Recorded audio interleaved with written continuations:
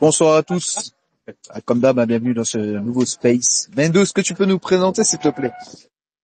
Déjà, petite dédicace, s'il te plaît, donne-moi 30 secondes. Dédicace à ma cousine et son futur mari, ils vont se marier. J'avais promis de leur faire une dédicace, son mari nous regarde. Donc, Mickaël, félicitations. Tu vas doter, mon gars! Tu vas doter! Là, tu es parti du mauvais côté de la famille, mon gars. Tu vas doter à mort. Et je pourrais pas t'aider. Donc, dédicace à toi et félicitations. Félicitations à lui. Bon, Space, concernant le main event de l'UFC 322 qui aura lieu le 15, je pensais que c'était ce week-end, mais c'est le 15 novembre au Madison Square Garden de New York. Jack Della Maddalena va remettre son titre. Walter, première défense pour lui, contre Islam Makhachev, l'ancien champion lightweight, qui a mis son titre vacant, et qui va essayer de détrôner du coup Jack Della Maddalena dans une sorte de legacy fight où on sait que Islam Makhachev avait toujours émis le souhait d'être double champion, ou au moins champion dans 2 catégories. Donc l'opportunité est là. Une autre opportunité, celle d'égaler le nombre de victoires consécutives à l'UFC, qui est au nombre de 16 et qui est détenu par Anderson Silva, donc legacy fight dans ce sens-là, mais également dans le sens où Jack Della Maddalena pourrait faire une Leon Edwards et frustrer plein de fans, notamment Mounir. Bref, aujourd'hui on va parler comme d'habitude de ce combat en l'analysant, pardon. On va analyser les styles, les forces et faiblesses de chacun. On va évoquer bien évidemment la montée d'Islam Makhachev qui est quand même très particulière et très compliquée dans les MMA, donc de lightweight en welterweight. Et enfin parler des pronos, comme d'habitude. Première question TFS comme d'hab. Que penses-tu de ce combat? Que penses-tu de ce match-up? C'est un énorme fight, hein. Surtout pour Makhachev. C'est l'occasion pour lui de rentrer dans l'histoire. Je crois aussi qu'il va égaliser ou même passer le record d'Anderson Silva, hein. Non, égaliser. Égaliser, donc déjà c'est incroyable quand on voit l'adversité qu'il a eu dans la catégorie dans laquelle il a évolué en plus. Donc ce serait historique, donc c'est l'occasion pour lui de rentrer dans la légende. Et puis la montée, on sait que la montée entre lightweight et welter, elle est énorme. Donc ouais, je trouve que c'est un match, c'est un énorme fight dans une énorme carte. Donc hype plus. Mounir, comment il va mon gars? Bonsoir à tous, salam alaikum. J'espère que tout le monde va bien. Ouais, comme ça, ça va toi? Alhamdoulilah, tout va bien. J'ai pas besoin de vous dire à quel point je suis hypé par ce combat, même si j'aurais préféré dans d'autres circonstances. C'est à Las Vegas, c'est ça celui-là, il est à Las Vegas. Non, Madison Square Garden à New York. Oui, enfin il est aux États-Unis quoi. J'aurais préféré qu'il soit en terrain neutre parce qu'il y a une forte probabilité qu'au MSG la foule soit acquise à Della Maddalena. J'aurais préféré un truc neutre, genre. T'as vu le nouveau maire de New York? Ah, j'avoue. Zoran Mamdani. Avec Mamdani, il y a peut-être moyen de. D'ailleurs, ce serait bien qu'il soit là lui ce soir-là. Mais ouais, je non suis pas mais. sûr parce qu'il y aura probablement Trump qui sera là, donc. Ah, ça va être. Je crois pas que Trump il a envie de venir à New York. Je suis pas sûr. Ah, il viendra à l'UFC, il s'en fout de New York ou pas. Mais après, c'est plus Hamdani, est-ce qu'il va se retrouver, est-ce qu'il souhaite se retrouver avec, est-ce que déjà l'UFC va l'inviter? Ah, c'est sa ville, gros, il fait ce qu'il veut maintenant. C'est sa ville, mais c'est pas son orga, hein. Bon, bref. En tout cas, sur le match-up, ouais, je suis hypé de ouf, c'est un match-up, en théorie striker contre grappler, mais c'est, quand on rentre dans le détail, c'est beaucoup plus complexe que ça, donc c'est ça qui le rend d'autant plus hypant. Abderrahman, comment tu vas, frérot? Très content de vous voir ce soir. Donc bonsoir tout le monde. Je suis très content de discuter avec vous de ce combat parce que j'ai raté les derniers spaces. Je suis content de faire celui-ci et je suis très enthousiaste pour ce combat parce que je pense qu'il est très difficile à prédire et je pense qu'il aura une issue qui sera pas forcément plaisante pour tout le monde. Et je suis très content d'être là. Donc merci. Plaisir partagé, mon gars. Avis frauduleux. Ouais, ça va cool les frères. Oui, comme ça, comment tu vas? Ouais, ça va, merci. Et vous, ça Avec va? celle-là. Ça va, super. Ouais, écoutez, moi je suis hypé, hein. Moi je suis hypé comme jamais. Pour moi, c'est le meilleur main event de l'année. Et pourquoi? Parce que le combat, il a énormément d'inconnus. Les inconnus qui se... Franchement, j'ai pas les mots, les frères. J'ai pas les mots. Je suis hypé, je suis hypé, je suis hypé. Et je vous avoue, moi, j'étais pas trop serein pour Islam quand j'ai vu le dernier fight de JDM, mais avec le physique qu'a pu Leak il y a 2 semaines, je crois, à la plage, ça m'a quand même rassuré. Et bah écoutez, on est là, on attend, hein. On est là pour débattre, pour échanger. En tout On cas, va moi, je suis hypé. discuter. On va discuter de tout ça. Noum, Ouais, salam les frérots. oui, comme ça, comment tu vas? Ça va et vous, hein? Ça va, ça va. Alors, hypé? Hypé à la mort. Hypé à la mort, à la mort. Pour moi, c'est le meilleur combat qu'on pouvait voir avec le Topuria Islam. Du coup, je suis très content qu'on l'ait eu. Je suis très hype, comme il a dit. Il y a beaucoup d'inconnus. Et c'est une montée de KT, c'est un legacy fight pour Islam. JDM, il a des choses à prouver encore aux gens. Donc ouais, moi je suis très hypé et j'attends fort cette semaine. C'est carré, c'est carré. Abou, comment tu vas, frérot? Salam alaikum les frères. Oui, comme ça. J'espère que tout le Avec monde va celle-là. bien. Ça va, toi? Pour répondre à ta question concernant, bah, bien sûr, je suis hypé. Moi, je suis plus hypé par la carte dans son entièreté que par seulement le combat. Je suis hypé, hein. C'est un excellent combat, mais la carte, elle est incroyable. Que ce soit la main carte et même certains combats dans la sous-carte, ils sont pas mal. Donc, on va dire que ça fait longtemps qu'on n'a pas une carte aussi, on va dire, fournie. Donc, ouais, je suis hypé. Ouais, c'est une belle carte pour finir l'année. On continue encore le tour de table. Le frérot Kingdé.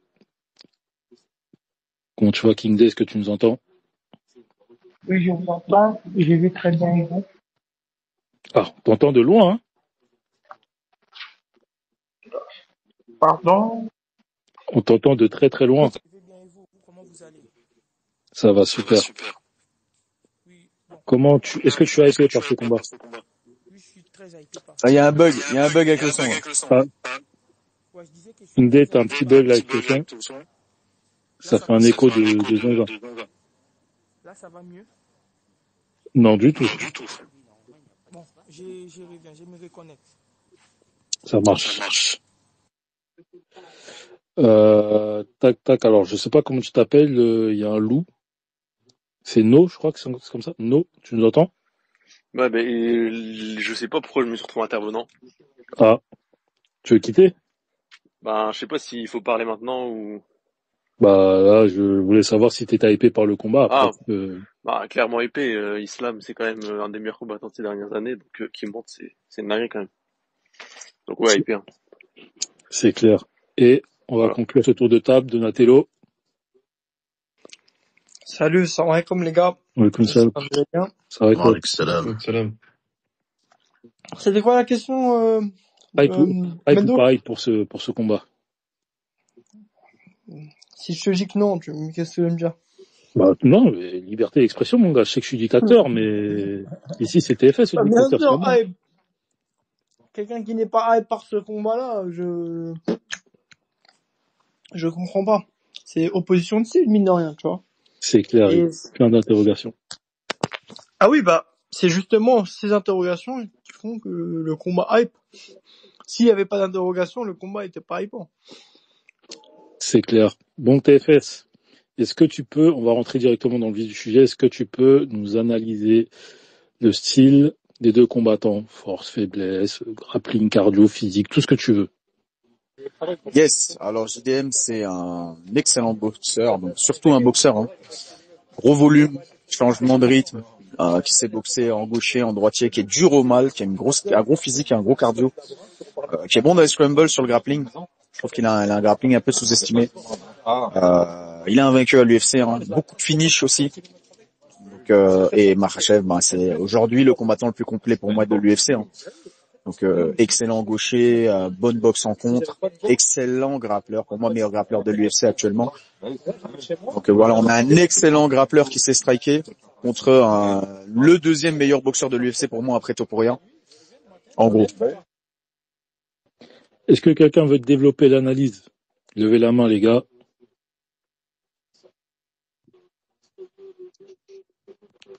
Abderrahman, tu veux développer? Vas-y, Mounir. Mounir, ensuite Avis Frauduleux, ensuite Abderrahman. Vas-y, Mounir. Au-delà que JDM soit l'un des meilleurs boxeurs de l'UFC, je partage pas l'avis de TFS. Et après Topuria, j'ai quand même Holloway qui est devant, j'ai quand même Petrian qui est devant. En boxe, hein, je parle vraiment en boxe. Mais c'est vrai que c'est une opposition de style, mais surtout c'est une opposition gaucher contre gaucher. Et ça, c'est ce qui m'intrigue le plus dans les phases de striking. Après, en termes de grappling, je pense qu'il y a une galaxie d'écart entre les deux. On n'est pas du tout sur le même registre. Hein. Il y en a un, il joue en D2, l'autre il joue en Ligue 1. Ça n'a absolument rien à voir. Mais la différence de poids, peut-être le momentum, on sait pas. Il y a beaucoup de paramètres à prendre en considération pour émettre un avis objectif sur ce combat-là. Mais bon, vous me connaissez depuis le temps, vous connaissez déjà mon avis. En tout cas, même en striking, en fait, ce que je voulais dire, c'est que même en striking, je pense qu'Islam peut avoir son mot à dire. Avis Frauduleux. Ouais, moi je vais rebondir vite fait, je vais rajouter un petit surplus par rapport à ce que TFS il a partagé. Je pense que ça peut faire couler de l'encre. Il me semble qu'il a dit que c'est le meilleur grappleur de l'UFC actuel, c'est ça, hein, t'as dit TFS, si je me trompe pas. Ça va, Ouais, je crois qu'il a la chicha, lui. Vas-y, continue. Moi je dis... Excusez-moi les gars, j'ai un petit problème technique. Tu disais quoi? Ouais, non, j'ai dit, je vais rajouter un petit truc à ce que t'as dit. Il me semble que t'as dit que c'est le meilleur grappleur de l'UFC, c'est ça? Si je me trompe pas. C'est ça. Ok, moi je pense. Après, je pense à ce que je vais dire, ça va faire couler de l'encre. Pour moi, c'est carrément le meilleur fighter de la décennie. Si on doit juger sur 2020 à 2025, à l'heure actuelle, je mets personne devant Islam. Ouais, ça va rien faire couler du tout, hein. En tout cas pas ici. Les haters, tu connais, ils vont remettre des choses en question ou autre. Mais moi, en tout cas, pour moi, sur les 5 années là, sur la dernière décennie depuis le Covid, pour moi, c'est le meilleur combattant de la décennie. Les 5 années confondues, qu'on me rajoute Pereira, Topuria et autres, pour moi, il est devant. Voilà. C'était ce que je voulais ajouter. Abderrahman? Moi, je trouve que peut-être, contrairement à ce que beaucoup vont dire ici, il y a un écart abyssal debout et un écart abyssal au sol et en lutte. Moi, quand j'ai regardé récemment 2 combats, hier, j'ai revu Islam contre Poirier et j'ai revu JDM contre Burns. Et j'ai vu, en fait, ce que j'ai remarqué de ces 2 combats-là. Peut-être que c'est pas les bons combats, peut-être qu'ils reflètent pas absolument tout, mais en tout cas, c'est les deux combats qui ont marqué ma mémoire. C'est qu'il y a un vrai écart parce que Islam est très, très, très ouvert. Il est vraiment extrêmement ouvert et on peut le contrer. Surtout que JDM, c'est le contreur. Et ensuite, non seulement JDM est très facile à mettre au sol parce que je crois que Burns le met au sol 8 fois sur le combat. Mais en plus de ça, il laisse des ouvertures pour se faire soumettre et Burns ne les prend pas parce qu'il n'a pas plus trop le cardio et parce que visiblement il a plus trop le mental, il croit plus trop et elles arrivent en fin de combat. Donc ça m'intéresse énormément pour ça et je trouve ensuite que beaucoup de gens vont mettre en avant la narrative Craig Jones parce qu'il dit qu'il a une vendetta personnelle contre les samboïstes et il veut montrer que son grappling à lui est le grappling d'Enaer est le meilleur du monde et que les samboïstes à côté, ils n'ont pas leur mot à dire, ils n'ont rien à apporter. Je trouve que je sais pas si ce monsieur il peut apporter quelque chose au jeu de Della Maddalena, lui permettre de combler ses trous. Mais en tout cas, c'est un combat qui m'intéresse énormément pour ces 2 raisons parce que je trouve qu'il y a un écart équivalent dans les deux domaines. Abou, pardon. Ouais, donc le problème c'est que j'avais plus ou moins les mêmes arguments que l'intervenant là juste avant, je crois que c'est Abdelrahman. Donc effectivement, je suis en phase avec lui. C'est une belle opposition de style où j'entendais, je crois que c'est le premier intervenant qui disait qu'il y avait un écart abyssal, mais on a une personne qui sait très bien, qui a une très bonne lutte offensive contre une autre qui sait très bien la défendre. Donc on va dire que l'écart se réduit plus ou moins. En fait, c'est surtout une opposition de style avec effectivement deux combattants avec des styles différents qui sont, on va dire, plus ou moins complets dans le sens où ils ont des skills un petit peu partout, mais avec un qui a plus le profil grappleur contre un autre qui a plus le profil striker. Mais là où potentiellement je suis venu un petit peu en retard, donc potentiellement vous en avez parlé, mais là où je vois qu'il y a une grosse différence, ça surtout sur la dimension physique. Où effectivement, je pense que malgré le fait que Makachev a préparé cette montée en catégorie, il y aura quand même potentiellement pas forcément dans les proportions, parce qu'ils font plus ou moins les deux 1m80 il me semble, mais ça sera surtout dans la dimension physique, et ça va être une partie où effectivement je pense que Makachev va potentiellement avoir un petit peu du mal à gérer en vue de l'écart de poids et de la densité musculaire de son opposant. Alors c'est la prochaine question. On va laisser, je vais parler Mo et Noum, et on va parler de cet impact physique. Désolé, non, mais t'as fait une très bonne transition. C'est juste que au dernier moment, il y a eu Noum et Mo qui ont levé la main. Donc je vais leur donner la parole, puis ensuite on va directement passer Moi, sur personnellement, le sujet du c'était pour physique. parler du physique, donc je peux attendre. Ok, je te passerai la parole après. Mo. Ouais, du coup, moi, je voulais parler de l'opposition de style. Donc, pour moi, c'est vrai que c'est quand même une opposition de style parce que Islam, ça reste quand même un grappleur, un bon grappleur comparé à JDM.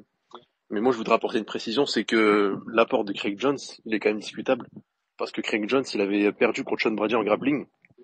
Et donc, ça montre que la stratégie de JDM pour contrer Islam, elle est pas forcément à 100% efficace. Donc, c'est un élément que je voulais apporter.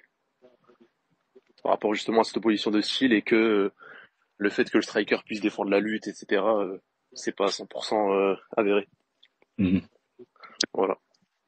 Noum, concernant le physique, moi je vais te poser une petite question parce qu'effectivement on l'a relevé, le fait qu'effectivement alors TFS m'avait fait un sacré plaidoyer et je le comprends à 100%. La montée de lightweight à welter est vachement compliquée, il y a 7 kilos d'écart, mais est-ce que tu penses malgré tout qu'il y aura un réel enjeu, que ce sera un réel facteur déterminant pour ce combat, cette montée et ce fameux physique de Makhachev? Déjà, ouais, j'ai vu la vidéo de TFS. Mais pour moi, je pense que c'est même entre guillemets, l'argument principal du combat. C'est la montée la plus compliquée de KT. On sait déjà, 7 kilos, c'est énorme. Et je doute que Makhachev va réussir à tenir, à combattre de la même manière qu'il l'était en 70, c'est-à-dire avec la même explosivité, la même vitesse. Ou en tout cas, il va pouvoir le tenir, réussir à faire ça.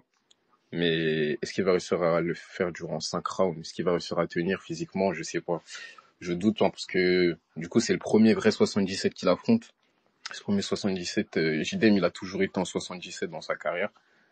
Donc ouais, je me demande s'il va réussir à s'adapter bien physiquement, s'il va réussir à tenir. Parce que moi, je pense que si justement Islam, il a un truc à jouer, c'est ce que je pense. Je pense que ça serait dans les 2 premiers rounds. Et que plus le combat il va durer, s'il réussit pas à finir JDM, ça va être plus compliqué. Donc voilà. Idem Z, tu viens d'arriver. Ouais, alors déjà bonjour à tous. Alors je voulais juste rebondir sur ce point par rapport aux dimensions physiques. Moi au contraire, je trouve que JDM c'est peut-être le meilleur welter que Islam pourrait affronter parce que même lui il se considère comme n'étant pas un gros welter. Je sais plus dans quelle interview il avait dit que T pour lui c'était pas forcément difficile. Et que de base, il se balade à 87, 88 kilos dans la vie de tous les jours. Et je pense que là, si je me rappelle bien, j'avais vu, je crois que c'était sur la Sueur ou je sais plus quel média, que là, Islam, il était monté à 87.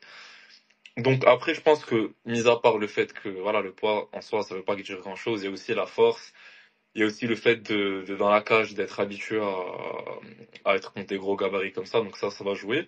Mais au final, je pense que, en tout cas, si Islam, il est vraiment à 87 kilos, ça va pas être quelque chose de non plus, voilà, très décisif. Là où par contre, ça peut jouer, c'est au niveau du cardio, peut-être que Islam, il pourra gas out plus vite. J'en sais rien. Après, la vérité, c'est quelqu'un qui a montré qu'il avait quand même un bon cardio. Moi, contre Poirier, j'ai pas vraiment vu des signes de fatigue de sa part. Voilà, j'ai pas vraiment vu des signes de fatigue. Enfin, il a quand même placé une bonne Dark Choke 5e round, tu vois.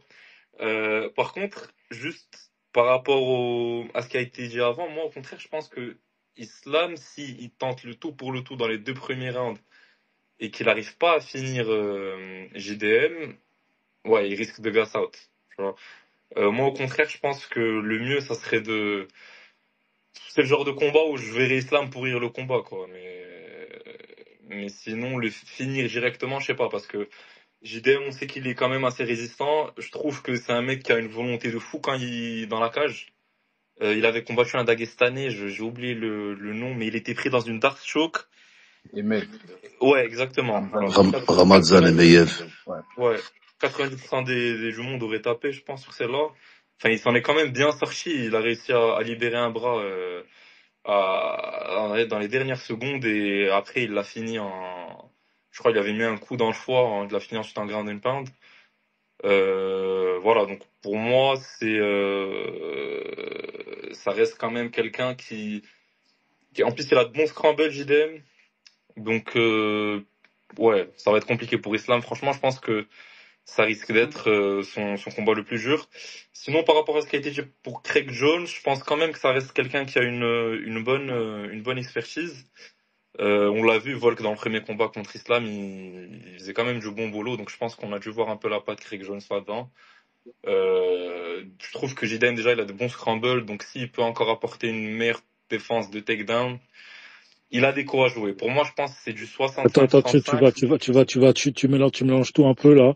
On va juste rester focalisé sur le physique. Après, t'inquiète pas, on va développer, parce que là, tu développes beaucoup, et ça limite mon conducteur. J'ai senti la passion, là. Physique, j'ai dit ce que j'avais à dire, c'est bon, y a pas de souci, on peut passer à la suite. Vas-y, Abderrahman, ensuite, il y a 2 plombiers, putain. Il y a Abou et Avis frauduleux, putain. Métier d'avenir. Ouais, personne ne va vous remplacer, vous les plombiers. Vas-y, Abderrahman. Et alors, moi, contrairement à ce qu'on pourrait croire, je pense qu'il y aura un avantage physique énorme pour Makhachev. Énorme. Parce que je pense qu'il va très très très loin dans l'utilisation de la pharmacie. La créatine, la fameuse créatine dont il a parlé récemment là. Bon, je sais pas à quel point ils prennent les gens pour des débiles, mais je trouve que c'est assez choquant de dire ça. C'est vraiment assez choquant. Mais il est énorme là. Il va être énorme. Ça va être un gros welter. On va avoir un physique complètement délirant et je pense que physiquement il y aura un monde d'écart. En fait, on aura l'impression que c'est une KT d'écart, mais de l'inverse. On aura l'impression que c'est même visuellement, comme ils ont un écart de taille qui est pas choquant, on aura l'impression que c'est JDM qui vient des lightweight. Tellement Makhachev il va prendre la pharmacie et tellement c'est un mec qui a des facilités pour la force, parce que même quand il était en lightweight et en cut, on le voyait faire du soulevé de terre en double pronation, sans grip, sans aucune technique à 220 en série, ça n'a aucun sens de faire ça.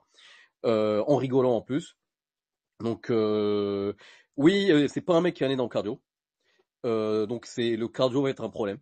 Je pense qu'il va gas out si on arrive. Un énorme cardio, t'abuses quand même. Il a pas le cardio de Khabib, mais il a quand même un cardio. Oui, il a un cardio. Il a un cardio, mais pour 5 rounds dans une catégorie qui est pas la sienne, surtout qu'il aura pas eu beaucoup de temps pour s'habituer à son nouveau poids. Alors ça, je suis d'accord avec toi. Mais est-ce que, parce que là, ça reste quand même, on parle du cardio, mais on parle aussi de la dimension physique.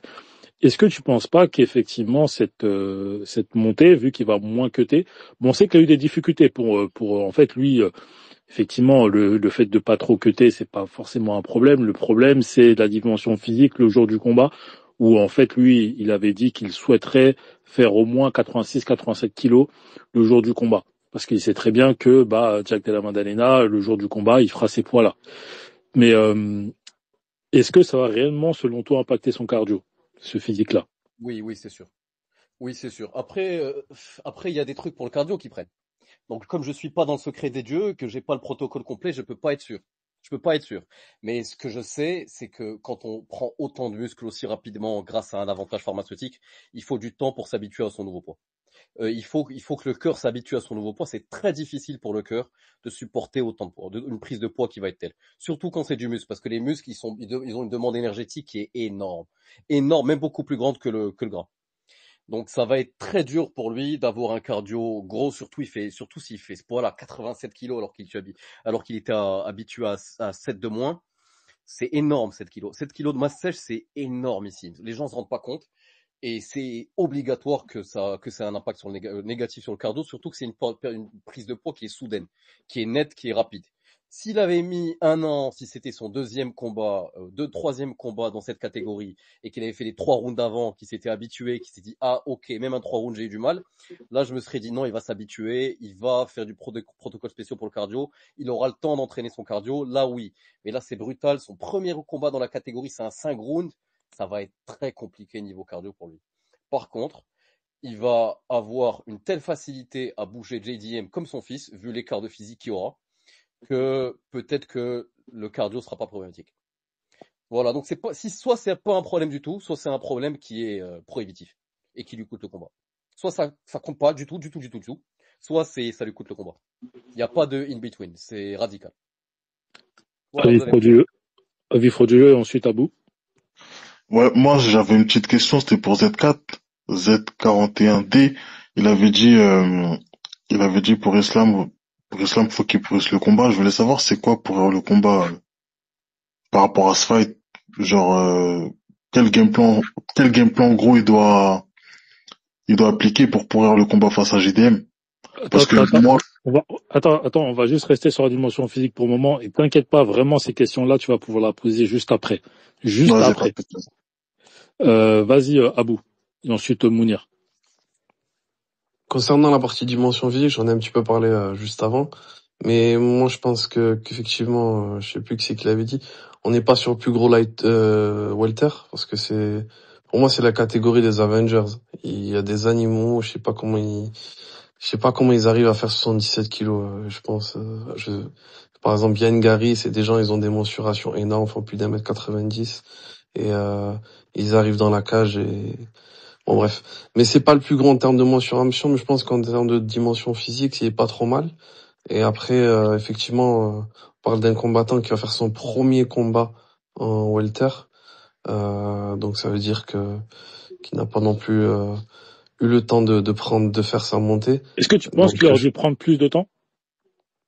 Je pense qu'effectivement qu'il aurait dû prendre plus de temps, mais après je pense qu'également l'opportunité, d'un point de vue stylistique, pour lui, est la meilleure. Parce qu'après, derrière, je pense, il y avait quelqu'un qui avait dit que c'était potentiellement le meilleur lightweight. Je sais pas dans quel sens, mais c'est vrai que il y a des combattants où pour moi ça risque d'être beaucoup plus dur parce qu'il sera cette dimension physique qui sera encore plus importante. Je parle de combattants comme Shavkat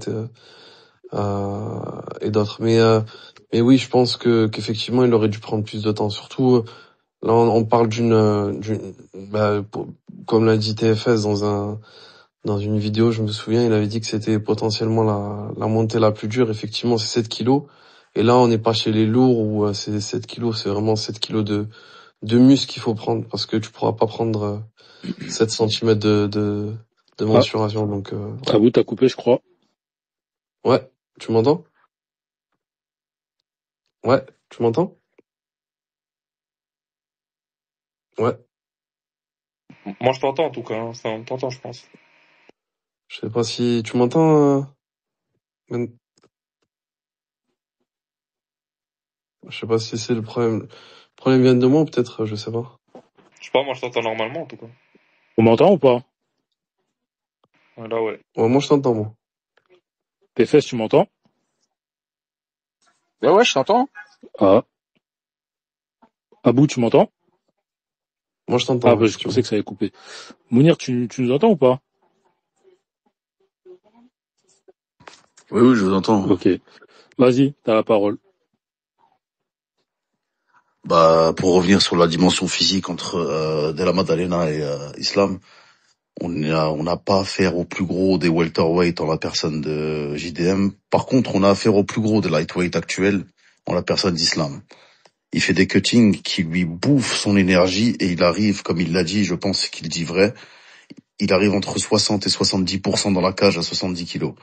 À 77 kilos, affranchi du cutting, et le fait de se préparer qu'avec des mecs, regardez les préparations de Makhachev, comment Khabib il le torture et les sparring qu'il a.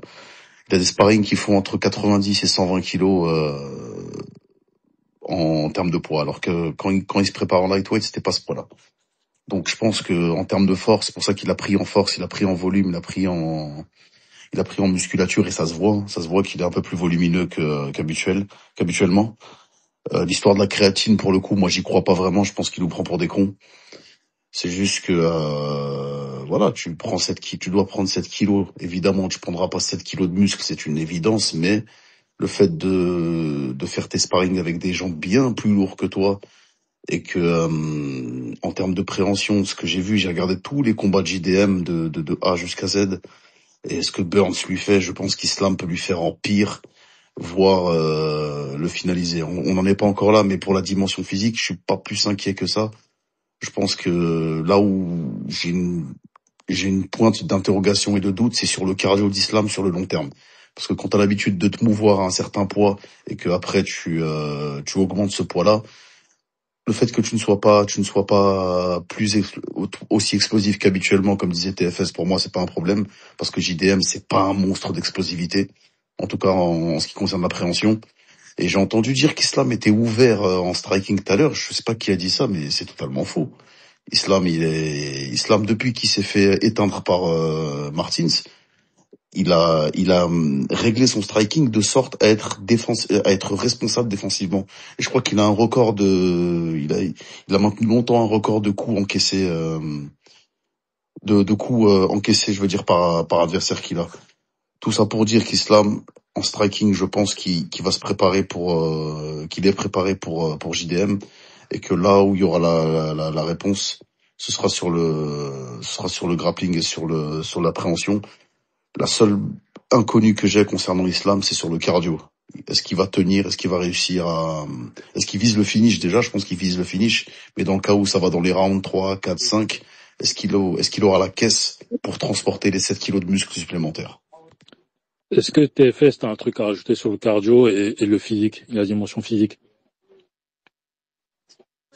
Ouais, un gros détail pour moi, c'est que on le saura que au moment du combat, mais la gestion de cardio et celui qui va se cramer, c'est celui qui imposera pas son jeu aussi. C'est-à-dire que si Makhachev doit rester debout et qu'il subit les coups au corps que JDM va lui mettre, il y a de la musique derrière moi, je sais pas si ça vous dérange. Non, mais tranquille, Menzo on entend, mais vas-y, tranquille. Ouais, désolé, Ton live, vas-y. désolé, mais la logistique a fait que j'ai dû me mettre ici. Je suis avec LR9 là en face de moi là, qui est en train de fumer sa chicha. Ah, je savais que t'étais à la chicha, je savais. Mais c'est lui, c'est à cause de lui. Bref, excusez-moi les gars, qu'est-ce que je disais? Si JDM il arrive à faire son travail, rester debout comme il a fait devant Belal, faire son travail au corps, bah forcément on va avoir un Makhachev fatigué. Par contre, si Makhachev il arrive très tôt à amener JDM au sol, c'est sûr qu'il va l'épuiser. En fait, c'est celui qui va aller dans son domaine, surtout qui va avoir l'ascendant physique. Surtout, je pense. Parce qu'en vrai, Makhachev, je pense que sans le gros cut, on pourrait être impressionné par le cardio, en vrai de vrai. C'est une interrogation. Abderrahman, on va conclure avec toi. Il y avait Abou aussi qui voulait prendre la parole. Bah, sur le physique, moi j'ai dit ce que j'avais à dire. Alors je réagis rapidement à la remarque de Bruce Wayne, je crois qu'il s'appelle Mounir.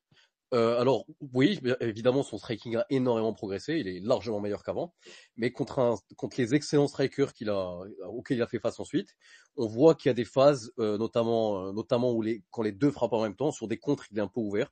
Très souvent, par exemple contre Poirier, il y a les deux qui touchent en même temps. Au milieu de la combinaison, lorsque l'un commençait, l'autre touchait au sein de la combinaison. Et j'ai vu ça contre Volkanovski aussi.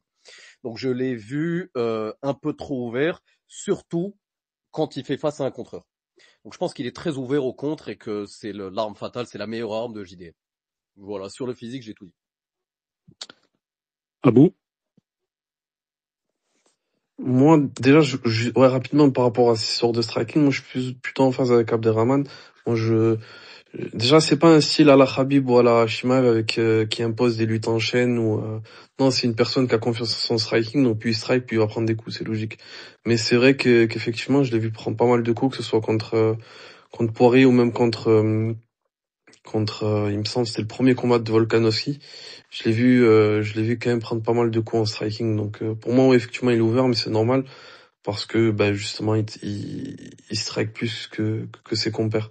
Après, pour la dimension physique, j'ai entendu dans plusieurs podcasts qu'il oscille aux alentours des 80-82 quand il était en lightweight et que c'est plus ou moins, on va dire, le poids de la plupart des gens de cette catégorie, des combattants de cette catégorie, pardon. Mais également, enfin, il y a des gens en fait qui ont du mal à tout simplement à cutter. C'est pas forcément parce que il y en a juste 2-3 kilos, mais ils ont du mal à les tomber. Donc, peut-être c'est une question que j'aimerais poser. Est-ce que vraiment c'est un énorme lightweight ou c'est juste Ouais. qu'il a du mal à cutter les derniers kilos? Gros, c'est un gros lightweight. C'est vraiment un gros lightweight. Pour le coup, c'est un gros lightweight. Ok. Après, ce qu'il faut savoir aussi, c'est que Makhachev dans sa carrière, avait pas mal de mal à cutter. Il y a certaines rumeurs, Mounir peut nous en parler. À ce qui paraît, il était sous intraveineuse pendant longtemps sur certains cuttings. Après, c'est des rumeurs, il y a du vrai. Bon, c'est totalement vrai. Mais pas sur tous. Après, voilà, le temps a fait que, aujourd'hui, le cutter à 70 n'est plus la même difficulté qu'avant. C'est professionnalisé, le corps s'est adapté, etc., etc. Mais il a toujours dit avoir quand même du mal, effectivement, à cutter et que, il voulait très très vite monter pour pouvoir effectivement essayer de prendre cette ceinture en welter. Mais effectivement, ça reste quand même un gros lightweight. Mais par contre, c'est un petit welter.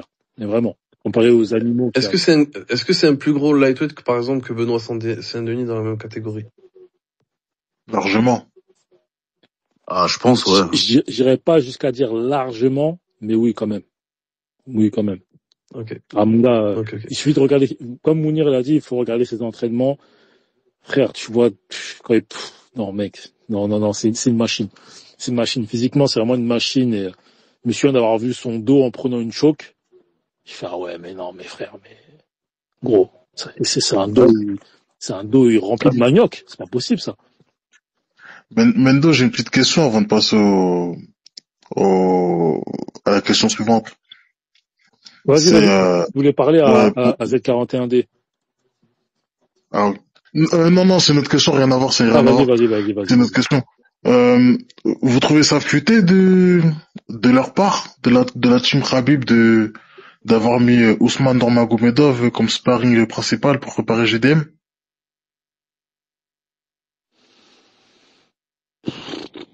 Ça a du sens, hein. Quand tu regardes le striking de Ousmane, ça a du sens. Parce que, ouais, mais le truc, c'est que c'est un sparring qu'il connaît déjà, en fait. Moi, oui et non. En fait, là, c'est un Islam welterweight qui va affronter un lightweight en la personne de Ousmane.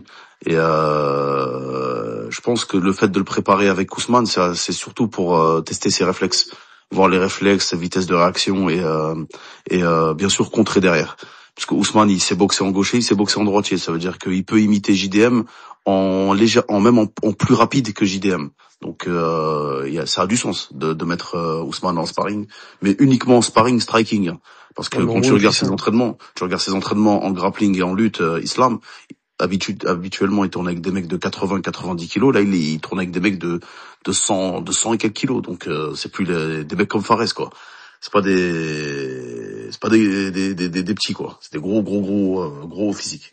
J'allais dire la même chose concernant l'aspect rapidité et réflexe.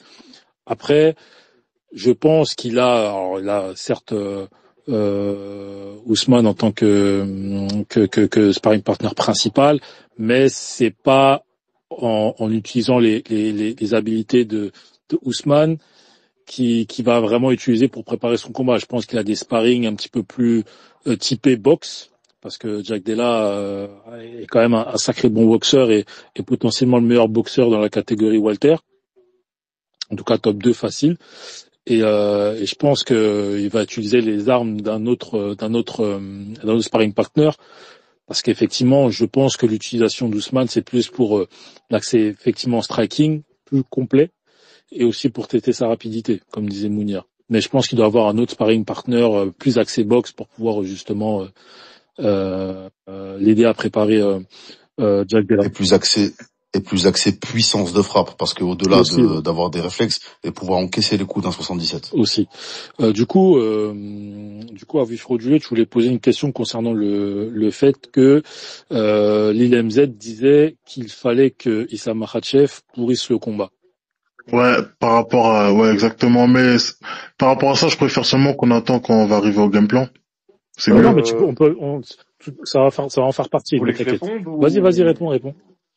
Ouais, en fait, quand je dis pourrir le combat, c'est c'est juste, je dirais le même game plan que, en fait, c'est pas chercher le finish directement. Tu vois, ça, quand je dis pourrir le combat, c'est marquer ses points, prendre round après round, parce qu'en fait, il y a un monde où oui, Islam finit Jack Della dans les 2-3 premiers rounds. C'est pas impossible, c'est même plus possible que impossible. Mais il y a aussi le risque, je pense qu'ils sont pas cons non plus dans la team Khabib, c'est que il y a le risque de gas out. Abderrahman, il a bien expliqué, quand tu montes, sachant que je pense que c'est la catégorie entre welter et lightweight, c'est la catégorie à le plus de différentiel de poids, je crois. Ouais, Donc quand tu montes d'une catégorie, quand je prends 7 kilos de masse maigre, oui, il y a le côté cardio qui va avec. Donc pour moi, la stratégie de chercher le finish dans les 2 premiers rounds, c'est une stratégie risquée. Et en même temps, oui, il y a aussi le côté cardio qui, voilà, on n'est pas à l'abri d'une baisse de régime 4e, 5e round, ou au contraire, JDM, vu qu'il a l'habitude bon, je pense qu'il a jamais vraiment fait de 5 rounds à l'UFC. Ah bah si, contre Belal, du coup. Je pense contre Belal, en tout cas, il se fatiguait un peu comme tout le monde au 5e round, mais il continue à envoyer ses patates plein poids. Donc, mais est-ce que le fait que parce que quand on parle de pour le combat, c'est plus essayer d'imposer son grappling, peut-être essayer aussi d'imposer du cage control pour pouvoir faire du dirty boxing, est-ce que tu penses que Makhachev pourrait être un peu comme Khabib, c'est-à-dire lutter, faire du don't stop wrestling pendant 5 rounds, parce que quand on parle de pourrir le combat, tu parles plus d'un aspect où effectivement il va annihiler le striking de Jack Della Maddalena en le foutant au sol, en faisant un petit peu ce que faisait Khabib, voire même plus récemment Khamzat ou même Merab, tu vois. On va prendre l'exemple de Merab, tiens, non, on va plus prendre l'exemple de Khamzat, parce que Khamzat, du coup, lui, il avait cette réputation de mec qui n'avait pas forcément le cardio, qui n'était pas forcément capable de lutter pendant 5 rounds. Est-ce que tu penses que Issa Makhachev en serait capable, tout en sachant toutes les problématiques physiques et cardio qu'on avait déjà vues de sa part auparavant? Enfin, le physique, on va le voir prochainement, mais le cardio plus tard, ouais. Ouais, c'est ça la question, en fait, parce que, oui, ça sera compliqué. En fait, ce que j'essaie de dire, c'est que dans tous les cas, les options qu'il a sont compliquées. Faire du chain wrestling sur 5 rounds alors qu'il monte en welterweight et que son cœur il s'est pas encore habitué à ce nouveau poids, etc. Ça risque d'être compliqué, évidemment. Après, je pense que Islam, ça reste quelqu'un qui a l'habitude des grosses intensités. Faut juste voir je sais plus qui va en parler, mais je pense d'ailleurs c'est toi, les footage de sparring dans la team Khabib, l'intensité et le cardio qu'ils ont, et même mentalement, c'est des brutes, quoi. Même quand ils sont fatigués, ils y vont, quoi, tu vois. Donc je pense que, est-ce qu'il peut faire du chain wrestling sur 5 rounds? Oui. Après, est-ce que ça sera... Je pense que ça reste plus facile à dire qu'à faire, mais je pense que c'est faisable. Et encore une fois, il peut adapter son game plan, dans le sens où Islam, de base, il a quand même une lutte qui est offensive, c'est-à-dire il cherche la soumission. On l'a vu contre Poirier, où il cherchait à chaque fois, il prenait le dos, il se mettait en triangle, il essaie de trouver les bons étranglements. Là, je pense que ça peut être une stratégie qu'il peut adopter, mais s'il fait ça à fond, ça risque d'être compliqué. Donc, je pense qu'il fera plus une Khamzat ou enfin, pas une Khamzat, comment il s'appelle déjà? Un game plan à la Merab, c'est-à-dire juste ground control, coller contre la cage, et voilà, essayer juste d'enchaîner les 19. Donc, voilà, moi je pense que c'est plus vers ça qu'on se dirige. Mais après, voilà, c'est du MMA, on n'est jamais à l'abri d'une bonne surprise des deux côtés, quoi. Et frauduleux pour répondre. Ensuite, je vais passer la parole à TFS.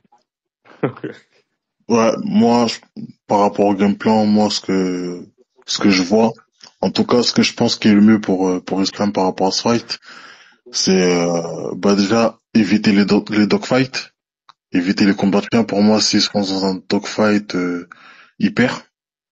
Pour moi, il perd. Même si je vois quand même largement au-dessus. Pour moi, l'idéal pour lui, c'est de faire un combat de gestion. Un combat de gestion, comme a dit Abderrahman, chercher pas forcément les 17, les 18, mais même les 19. Un combat de gestion, il préserve son cardio en striking. Chaque fin de round, il l'emmène au sol et il marque ses points. Un peu à la Khamzat, en fait. Un peu à la Khamzat. Je pense que ça sera pas à l'image d'un Khamzat Dricus. Mais pour moi, c'est le meilleur game plan. Faire un combat assez ennuyant, avec une très bonne gestion, bien maîtrisé. Pour moi, c'est le meilleur des plans. Pas se lancer dans un combat de chien. Parce qu'en fait, le truc, c'est que GDM, il a une fougue. C'est un 77 KO qui est archi rapide, qui est archi vif, il est dans son prime, il est dans sa jeunesse. Et pour moi, si Islam il fait l'erreur de rentrer dans un combat de chien, en sachant que, même si c'est un guerrier, en sachant que c'est pas forcément ses points forts, on l'a vu par rapport à Poirier, par rapport à Volk, là, c'est GDM en face, il peut clairement passer à côté. Pour moi, les combats où Islam fait que de la gestion, c'est les meilleurs. TFS, j'ai deux petites questions à te poser. Est-ce que dans un premier temps, tu penses que est-ce que tu penses que Islam pourrait faire un peu ce que Lily MZ disait, c'est-à-dire essayer de pouvoir le combat, essayer de ramener son aspect lutte grappling pendant 5 rounds, tout en sachant qu'on sait que, alors beaucoup prennent l'exemple de ce qui s'est passé avec Burns, où effectivement il a été amené à plusieurs reprises au sol, mais lorsqu'on prend le combat qu'il fait face à Belal, il a réussi à mettre au sol. Alors même si on va dire oui, Belal a voulu boxer, etc., mais il avait essayé de faire 4-5 tentatives de takedown jusqu'au 4e round, il n'avait pas forcément réussi jusqu'à le mettre au sol au 4e round. On a vu qu'il y a eu une grosse progression de la part de JDM dans l'aspect lutte, ou même à chaque fois qu'on amenait au sol, défense de lutte, pardon, à chaque fois qu'on amenait au sol JDM, toujours il se relevait. Donc avec ces paramètres-là où il y a ce potentiel, des potentiels amenés au sol d'Islam Makhachev, est-ce que tu penses qu'il est capable de lutter pendant 5 rounds non-stop, tout en sachant que JDM a cette habilité à se relever à chaque fois qu'il est mis au sol? Non, je peux pas faire ça synchrone, il va se cramer. En fait, JDM, ce qu'il a aussi, déjà, la première des choses, c'est que physiquement, il m'a choqué contre Belal. C'est-à-dire qu'il a progressé là-dessus, techniquement sur le sol, sur l'appréhension en général, mais il a aussi beaucoup progressé physiquement. Et JDM, c'est un mec qui met KO les gens, il peut mettre KO les gens tard dans le combat. Donc non, je pense que s'il cherche vraiment à grinder un peu à la Khabib, à ronger, à shooter, je pense que c'est Makhachev qui va se fatiguer avant. Et je pense que le petit travail fait en amont par JDM, le travail au corps, etc., les petites frappes par-ci par-là, le dirty boxing, ils vont payer à la fin du combat. Non, je pense que Makhachev, je pense que s'il met au sol JDM, faut qu'il mette vraiment de l'énergie pour le clouer au sol. Faut le clouer au sol et après faire du grappling, parce que Makhachev sait faire. En fait, dès que tu commences à mettre de l'espace pour Grand Impact, JDM, c'est un vrai combattant MMA, c'est là qu'il a ses protocoles, qu'il sait se relever. Mais si tu commences à l'amener dans un vrai combat de grappling, c'est un excellent grappleur, Makhachev, pour te fixer au sol, te fixer sur le dos. Donc non, je pense que si ça lutte vraiment synchrone, non, ça va être dur pour Makhachev pour moi. Surtout la fin de combat, parce que JDM va accélérer fort. Et il va forcément perdre un peu en vitesse dans ces transitions, Makhachev. Il shoot quand même, il aime bien shooter de loin quand même, sur le single, après aller à la cage, et là mettre en place son judo. Donc, franchement, je serais impressionné qu'il arrive à ronger en lutte 5 rounds JDM. Bon, tu viens de revenir. T'as levé la main, frérot.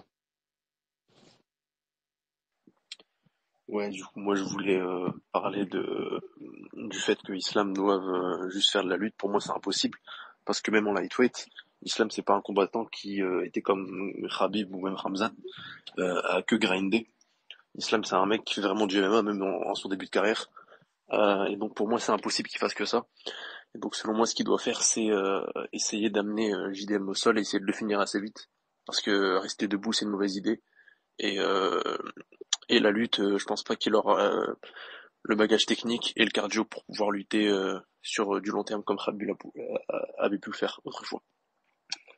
Voilà. Abou? Déjà, juste là, je reviens sur la question. C'est le game plan pour Islam ou pour les deux? Là, on parlait plus pour effectivement Islam. Après, tu peux venir aussi sur JDM si tu veux. Hein. Ok. Les deux se rejoignent de toute façon. Ouais, moi je suis un petit peu en phase avec ce qui a été dit, surtout par rapport à dernier intervenant. Comme j'ai dit tout à l'heure, c'est Islam, il a pas le style pour faire de la lutte en chaîne, il a jamais fait, je le vois pas le faire demain ou en gros voilà faire du Khabib ou même du Chimaev. Il a pas ce style-là, mais après effectivement, je pense qu'il a potentiellement les compétences pour le bloquer. Mais là en fait, ça me rappelle un petit peu ce qu'on dit avec les strikers, c'est qu'en gros là, en gros, le game plan en fait d'Islam, d'après ce que j'entends, c'est de soumettre rapidement JDM. Ça me rappelle un peu quand un striker contre un lutteur combat, on dit ouais, mais le seul game plan pour le striker, c'est de lui en mettre une bonne. En fait, c'est la même chose et c'est pour ça que j'ai un petit peu du mal à le voir devant, enfin le voir gagner. C'est par rapport à ça, c'est que en gros ça veut dire que sur la durée, s'il n'arrive pas à le soumettre, bah le combat va se tourner vers potentiellement JDM parce que il a la main lourde, parce qu'effectivement il a ses coups au corps qui pompent du cardio, parce qu'il a ses dimensions physiques. Donc voilà. Après, attends, je me permets de t'interrompre à bout, mais alors moi je trouve que c'est assez normal d'entendre les gens dire qu'il faut que Makhachev puisse l'amener au sol dans les 2 premiers rounds et essayer de le soumettre parce que on sait que techniquement Makhachev c'est quand même élite. Je pense pas, alors là c'est que mon avis, je pense pas et je pense que la majorité des personnes seraient d'accord qu'il faille pour Makhachev essayer de mixer, pas forcément de mixer mais de striker parce qu'on sait que tous les combats commencent debout. Ce serait bien trop risqué pour lui de striker face à un mec comme Jack Della Maddalena. On sait qu'il a un bon jab, on sait qu'il a une bonne boxe, on sait que Makhachev aime beaucoup envoyer des kicks, aime beaucoup tester son striking avant d'amener au sol. Moi, j'ai plus l'impression qu'il faudrait qu'il fasse un petit peu, qu'il fasse ce qu'il a fait contre Moïcano. Contre Moïcano, il a attendu avant de l'amener au sol, il a voulu se tester au striking avec Moïcano. Et je sais plus qui le disait, mais effectivement, moi je trouve qu'en striking, même si effectivement il avait pas mal de responsabilités défensives depuis son KO qu'il avait mangé Makhachev à l'époque, il a pris beaucoup moins de coups. Mais lorsqu'on voit les combats face à Moïcano et face à Poirier, on voit qu'il est quand même assez ouvert. Striker face à un mec comme Jack Della, qui est surtout aussi un excellent contreur. Mendo, c'est pas comparable. Tu peux pas comparer le striking de Poirier que le striking de Della Maddalena. C'est 2 planètes différentes. Alors, c'est 2 planètes différentes. Toi, tu parles que de nom. Moi, je trouve que la boxe, je vais pas dire qu'elle est élite de la part de Jack Della Maddalena, mais c'est quand même quelque chose. Et moi, je vois pas forcément. Les gens vont s'offusquer en disant ouais, tu compares Poirier à la boxe de Poirier et la boxe de Jack Della. Mais vous comparez plus les noms, c'est tout. Moi, pour moi, ça m'offusque pas. Moi, je trouve pas ça offusquant. Moi, je vois que ça se tape limite, parce qu'effectivement, là où potentiellement Poirier a potentiellement une meilleure boxe, mais Poirier, il a pas le knockout power. Enfin, en tout cas, il a beaucoup moins que JDM. Donc pour moi ça s'équivaut à ce niveau-là. Mais en fait ce que j'ai voulu dire Mendo dans c'est grosso modo c'est plus ou moins le même discours qu'on tient avec les strikers. Donc automatiquement ouais en fait son game plan c'est quoi? C'est de le mettre KO. On a eu plus ou moins la même chose avec Aspinal après non pas c'est pas le bon exemple Aspinal, mais on a déjà eu cet Non, mais je vois ce argument que tu veux avec dire. Ouais. voilà, Je vois tu ce que vois ce tu que veux je veux dire. dire. Donc au final, ça s'inverse. Donc en gros, ouais, sur les 2 premiers rounds, grosso modo, il doit soumettre, ou sinon ça, au final, on soumet pas comme ça, surtout des combattants avec cette dimension physique et cette expérience. Donc pour moi, c'est là où effectivement, je vois quelques limites dans la capacité enfin, on va dire dans la capacité de Makachev de trouver une solution. C'est que en gros, sur la durée, ça risque d'être compliqué d'un point de vue dimension physique, d'un point de vue style, et puis également soumettre c'est-à-dire que moi en tout cas voilà, c'est là où en fait je vois un avantage pour JDM sur ce combat. Reznaz, tu viens d'arriver? Ou t'inquiète, je sais pas comment il faut que je t'appelle. Comment tu vas?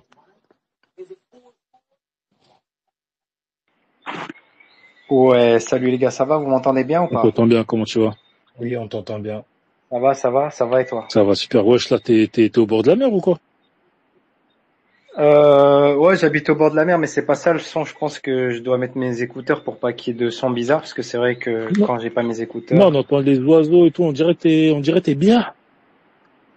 Ah ouais, non, les oiseaux, c'est normal, c'est la nuit ici. J'habite aux Antilles, frérot. Ah, ok. Tu vois. Ok.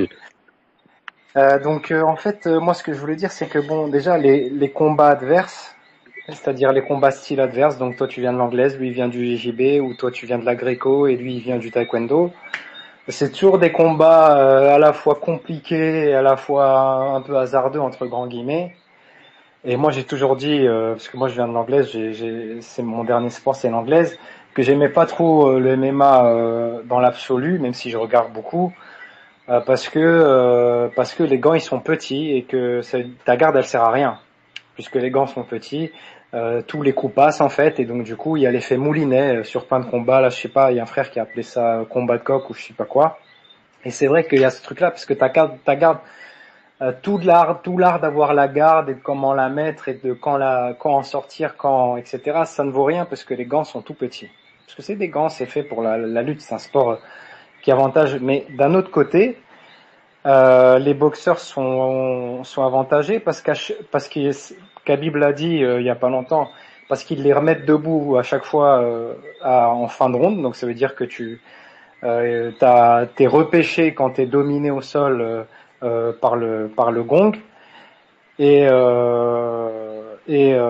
parce que vous commencez debout, parce qu'il y a des sports où on commence par terre. Donc il y a ce truc là. Mais moi il y a un truc que je voudrais dire, c'est que moi je trouve que la team Khabib et tous les gens qui y a autour de lui, ils font pas ce qu'a fait Khamzat là dans son dernier combat. C'est-à-dire que si vous regardez le combat contre Khabib McGregor, et même certains combats de Makhachev, vous allez voir que eux, certainement pour des questions de mental et pour infliger un coup mental à l'adversaire, quand ils sont contre un striker, ils restent debout un certain temps, même parfois un round entier. Ils font ça. Et je pense que ça vient du père de Khabib. Ils font ça, c'est-à-dire pour montrer à l'autre que non seulement je me suis préparé, je te montre que je me suis préparé, mais aussi pour t'endommager psychologiquement, puisque en général les gens, avant même de mettre un pied contre eux, ils ont toute une préparation. Certains refusent même de les affronter en disant je dois faire un camp spécial contre ta lutte, etc. Et la dernière chose que je voulais dire, c'est que en fait, moi je trouve que l'inconnu, il y a deux inconnus, chacune d'un côté. La première inconnue chez Jack, c'est qu'il a jamais affronté un grappleur de cette sorte. Il a jamais affronté quelqu'un comme ça, jamais. Il a affronté Belal, qui est normalement assez décent dans ce domaine-là, mais Belal, apparemment, il avait un compte à régler avec le public parce qu'ils disent que c'est un combattant ennuyeux, et donc il est resté debout et il a perdu comme ça. Et du côté de Makhachev, l'inconnu, c'est qu'il a jamais encaissé les coups de cette KT-là. Vous voyez, c'est-à-dire que quand tu montes en KT, d'accord, t'es monté en KT, à l'entraînement, tu normalement tu spares des gens de cette caté-là, mais t'as jamais encaissé un bon direct à la tempe d'un mec de cette caté-là. Et ça, il peut pas le faire en entraînement parce que c'est quelque chose de risqué. Donc je pense que c'est un combat qui est assez hasardeux. Malgré tout, moi je mets Makhachev devant parce que en gros son Attends, grappling est tellement... calme-toi sur les pronos. On va y venir tout à l'heure. T'inquiète Ah, pas. vous allez faire les pronos après. Moi, on va faire les pronos après. Merci pour l'intervention, frérot. Reste avec nous, hein. Okay. Mounir, est-ce que tu m'entends? Oui, je suis là. Vas-y. Ouais, je voulais parler de JDM parce que peut-être que je vais énerver le Space et si vous êtes énervé, ça vous regarde les mecs. Mais j'ai l'impression qu'on est un petit peu en train de le surcoter, ce garçon, la vérité. On parle de KO Power incroyable, on parle d'un striker de fou. Les gars, j'ai regardé ses derniers combats, je regarde le combat qu'il fait contre Bassil Hafez, que le combat qu'il fait contre Kevin Holland. C'est pas Topuria, hein. Faut se calmer. C'est pas Topuria qu'on a en face. Vraiment, le seul gros avantage qu'on peut donner à De La Maddalena et qui peut il peut tirer son épingle du jeu à travers celui-ci, c'est le fait que Islam change de catégorie. Parce que je vous assure qu'en termes de combattant global de MMA, théoriquement, ils sont même pas sur la même planète. Et ça, je le dis, je le maintiens. Ils sont pas sur la même planète. Islam est infiniment meilleur que Jacques Della Maddalena en tant que combattant de MMA. C'est juste l'écart de poids qui peut éventuellement causer une surprise. Mais juste calmez-vous un petit peu, ne surcotez pas Della Maddalena, allez voir ses combats, regardez comment il se fait laver par Burns avant de trouver une solution. Là où Islam, ce que j'aime bien dans son grappling, contrairement à Khabib qui lui cherche la destruction, le grand endpoint absolument détruire, un peu à la Chimaev, un peu comme Chimaev il fait aussi, c'est qu'Islam il est plus méthodique dans son grappling, il cherche la soumission directe. Et quand tu regardes les derniers combats qu'il fait, force est de constater qu'il réussit toujours à trouver une solution, il réussit toujours à trouver une réponse. Donc oui, ne surcotez pas trop Della Maddalena et oubliez pas qui est Islam. Si je peux rester avec toi, Mounir, en te posant une question, parce que tu as comparé les combats qu'il a fait face à Hafez et Hollande, et Burns aussi. Est-ce que tu vois pas une nette progrès? Parce que lorsqu'on juge Jack Della, on va prendre le combat qu'il fait face à Burns, face à comment il s'appelle, face à Hollande, ou même on voit Hollande réussir à mettre au sol JDM, donc on se dit ah ouais quand même, tu vois, c'est quelqu'un qui prend quand même pas mal de dégâts de par son style. Rappelle-toi du combat qu'il fait contre Hafez. C'est une split et c'est très très serré. Ouais, non mais bien sûr. Mais Hafez, regarde, t'as vu Hafez ou t'as une physique qu'il a, Hafez. Après Hafez, pour la défense de JDM, il tourne pas la cristalline. Ah ouais, Hafez, laisse tomber quoi, c'est un buffle. Non mais après, ce que moi je voulais dire, c'est que tu vois pas une nette progression entre le combat d'Hafez, qui est quand même un bœuf, et le combat qu'il fait face à Burns, mais surtout face à Mohamed. Ah ouais, je vous dis la vérité, je te dis la vérité gros, je te dis ce que je pense vraiment. Bah vas-y. Je pense surtout que c'est Bilal qui a fait le con plutôt que JDM qui était vraiment fort. Ok. Après, je te rejoins sur le fait qu'il a été con parce que effectivement, il a voulu prouver que c'était un Canelo, tu vois. Canelo. Ça m'a fait bien rire. Mais faut pas oublier que malgré le fait qu'il a voulu boxer avec Jack Della, il se fait presque ouvrir, hein. Il avait bien critiqué certains. Oui, mais Bilal c'est pas un striker. Il a des bras, c'est un T-Rex pire que Kakarot. Non, Bilal en striking c'est très mauvais. Il a un bon middle. Le seul truc que je lui reconnais, c'est qu'il a un middle qui est relativement correct. Mais en striking, c'est pas ouf ce qu'il propose. Déjà, il est en mode Colby Pillow Hands et en plus je sais pas, c'est pas ton domaine, c'est pas ton domaine. Lutte comme soit un lutteur. Mounir, ça je te rejoins, mais on a tendance à trop mettre en avant le fait que Bilal a voulu boxer, qu'on en oublie qu'il a quand même essayé de le mettre au sol à plusieurs reprises et il a échoué. Il a quand même tenté 9 takedowns. Hein. Ouais, à partir du troisième round. Non, à partir du 4e round qu'il a réussi à le mettre au sol. Non, Si je dis pas de non, bêtises. il a tenté à partir du 3e. Les 2 Non, premiers rounds, il est Deuxième, resté en striking. non, c'est au faux. deuxième, il a tenté. Il a tenté. Au premier, il a tenté une fois, il a échoué. Après, là, ça s'est transformé en cage control. Et à partir du 2e, il a essayé à plusieurs reprises, mais il a échoué. C'est que au 4e qu'il a réussi. Il en était au 4e à 4 sur 4 ou 5 sur 5, JDM. Donc j'ai Ouais, l'impression qu'on oublie pas mal ça. s'entend. Non, ça s'entend, ça peut s'entendre. C'est juste que, je sais pas, on va dire 50-50. 50 JDM a progressé, 50 Bilal est complètement con, mais je sais pas, j'ai l'impression que je lis beaucoup les forums américains. C'est l'avis des Américains, je regarde beaucoup parce ils sont très très connaisseurs du MMA et On regarde certains. mais j'ai l'impression qu'ils surcotent. C'est peut-être moi qui suis fou, mais j'ai l'impression qu'ils surcotent un peu trop JDM.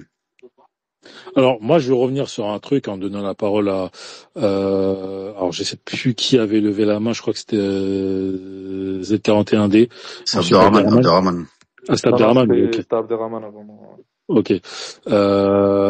Est-ce que j'ai oublié ce que je voulais dire. Oui, Mounir parlait du fait que effectivement Makhachev arrive toujours à trouver une solution de par son fight IQ aussi.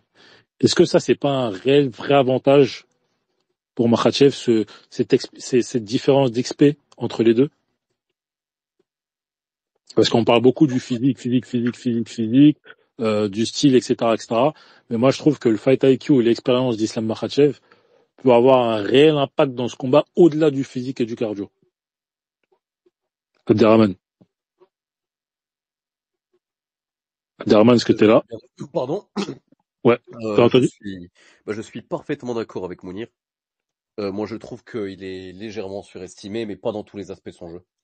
Je pense que ce qui est surestimé, c'est son KO power et la force qu'il y a dans ses coups. Surtout que c'est un contreur, et que ses coups font vraiment mal quand il contre. Il a dû mettre vraiment des centaines et des centaines de coups à Bilal pour le finir. Bon, après, on sait peut-être que le chin de Bilal est exceptionnel, mais il a vraiment dû mettre beaucoup de coups à Bilal avec tout son poids de corps, et parfois sur des contres où il y a les 2 poids de corps, le sien et celui de Bilal, que Bilal se prend dans la gueule. Et il le finit pas. Et il a mis énormément de coups à Burns, dont un coup de genou plein pot, avant de le finir sur un contre avec sa droite. Donc, je pense qu'il est surestimé au plan de son KO power. Je pense qu'il est surestimé au plan de sa défense de lutte qui est. Les gens ne disent pas à quel point elle est pathétique. Le Burns, il le met KO at will, autant qu'il le veut. Et au sol, par contre, il n'a pas peur. Mais il est à 2 doigts de se faire finir plein de fois par Burns. Donc c'est pour ça que pour moi, comme le dit Mounir, et je suis d'accord avec lui, c'est qu'il y a un monde entre les deux. Après, les deux ont un gros mental. Il a vraiment un mental parce qu'il revient de loin contre Burns. Il était à 2 doigts de perdre pendant l'essentiel du combat. Le type était pas là. C'était un combat qui perdait. Il était en train de se faire dominer. Surtout au sol, il y a un temps de contrôle qui est très long de la part de Burns. Et ce que je pense, c'est que pour moi, je vais peut-être vous faire rigoler, hein, mais pour moi, c'est Baki Zebo. Hein. Oh, ça va vous faire rire, hein, parce qu'il y a un décalage de niveau énorme, et il y a un gars qui peut gas out. Voilà mon analyse. Et oui, il y a un danger, c'est que Islam, il y a son ego qui prédomine, et qui veuille fasse une guerre de stand-up comme Bilal. Hein. Ça se trouve, il va se dire, c'est ma nouvelle catégorie, j'ai prouvé que même dans son domaine, je suis meilleur. Et il se prend trop de contres, il se prend trop de dégâts, et il gas out, et on arrive au 3e, et il peut plus trop utiliser sa lutte, et ça se passe mal.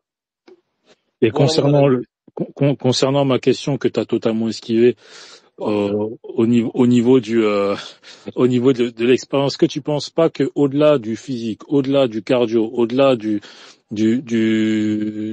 style entre les deux, est-ce que tu penses pas que l'expérience et le fight IQ de Makhachev et l'habilité à toujours trouver une solution dans les combats, parce qu'on a vu face à Poirier, il avait été quand même mis à difficulté, même s'il menait le combat. Il a toujours trouvé la solution pour finir le combat et le soumettre. Est-ce que tu penses pas que c'est un avantage, ça, le fight IQ et le fait de toujours trouver une solution dans un combat? Assurément. Dans la team Khabib, c'est des gens qui réfléchissent énormément. En général, et on l'a vu contre Paul Hughes, c'est des gens qui réfléchissent et qui se surestiment pas. En général, ils font le combat qu'il faut faire pour gagner. Et ils ont les moyens de le faire parce que c'est des gens très intelligents. Non seulement c'est les stratèges, mais même à l'intérieur du combat, ils font toujours les ajustements. Ils sont très connus pour les conseils qu'ils donnent en intra-combat, quand on entend Khabib hurler et les combattants appliquer immédiatement ce qu'il dit et trouver la solution. En général, ça paye. Et en plus de ça, Islam, il a tellement d'armes, notamment, par exemple, une autre arme qu'on mentionne pas forcément, c'est qu'il a un excellent clinch tie. Ça peut être l'une des solutions parce que c'est l'intermédiaire entre debout et le sol. Contre Poirier, il le dérange énormément Poirier avec son clinch. Comme il est plus gros que lui physiquement, il lui impose son clinch, il lui met des coups de genoux, il le fatigue, il le bouge. Il peut faire ça contre JDM, surtout que je pense qu'il aura une supériorité physique énorme et que je pense qu'il trouvera l'arme qui sera la bonne pour le battre. La seule chose, c'est que c'est Fight IQ contre Ego. Est-ce que son ego va transparaître ou pas? Je sais pas. Mais le Fight IQ, est-ce qu'il a un facteur de Fight IQ supérieur et que ça va jouer? Assurément, surtout qu'il a plus de palettes et plus d'expérience. L'IMZ. Ouais. Alors, moi déjà, je voulais juste revenir au combat contre Burns. Je l'avais complètement oublié ce combat. C'est vrai que JDM, il se faisait quand même un peu malmener avant de poser le genou là. Mais faut oublier que je crois qu'il s'était pété le bras au tout début du premier round. Ouais, Je c'est crois qu'il ça. s'était vraiment cassé le bras. Ouais. Donc ça, je pense, que ça a quand même dû le nerf de ouf. Et franchement, entre ce combat et celui contre Belal, je trouve quand même qu'il y a eu, Il y il y a a eu une progression. ouais, il y a eu une progression. Donc Ah je oui. pense que la fracture du bras, elle a dû jouer quand même pas mal, hein, parce que contre Belal, il arrivait vraiment à avoir les bons timings, les bonnes positions. Enfin voilà, il a fait du bon boulot. Même si Belal même s'il attendait des takedowns, on sentait que debout, il essayait de prouver quelque chose aussi. Il parlait de Canelo Hands, bon ça a été dit. Donc ça a dû jouer. Et par rapport à Islam, en fait Islam en termes de striking, moi je suis un peu mitigé parce que je pense que ça dépend en fait de qui est là en face de lui. Contre Poirier, je trouve qu'il faisait du bon boulot. Il arrivait vraiment à beaucoup, que ça soit défensivement ou offensivement. Enfin, il arrivait à pas mal toucher Poirier, mais je pense que l'arme que Islam il a à sa disposition en striking, c'est justement sa lutte. Je pense qu'il arrive à beaucoup toucher parce que justement la personne en face a l'appréhension de la lutte. Donc s'il arrive à mixer les deux, je pense que même debout, il peut toucher JDM. Après oui, JDM c'est un gros contreur, donc c'est quelque chose qui est assez délicat. Mais voilà, pour moi, c'est même debout, ça m'étonnerait pas de voir Islam passer quelques frappes, quoi.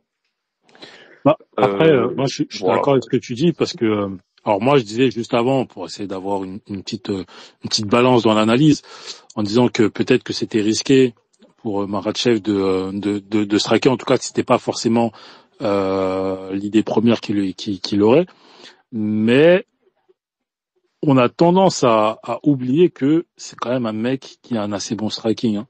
Et c'est ce qui faisait le différentiel entre Khabib et Makhachev. Fut un temps, beaucoup disaient, dont moi, disaient que Makhachev était un meilleur combattant dans la globalité, c'était un combattant plus complet que Khabib, et que son striking pourrait potentiellement l'amener plus loin.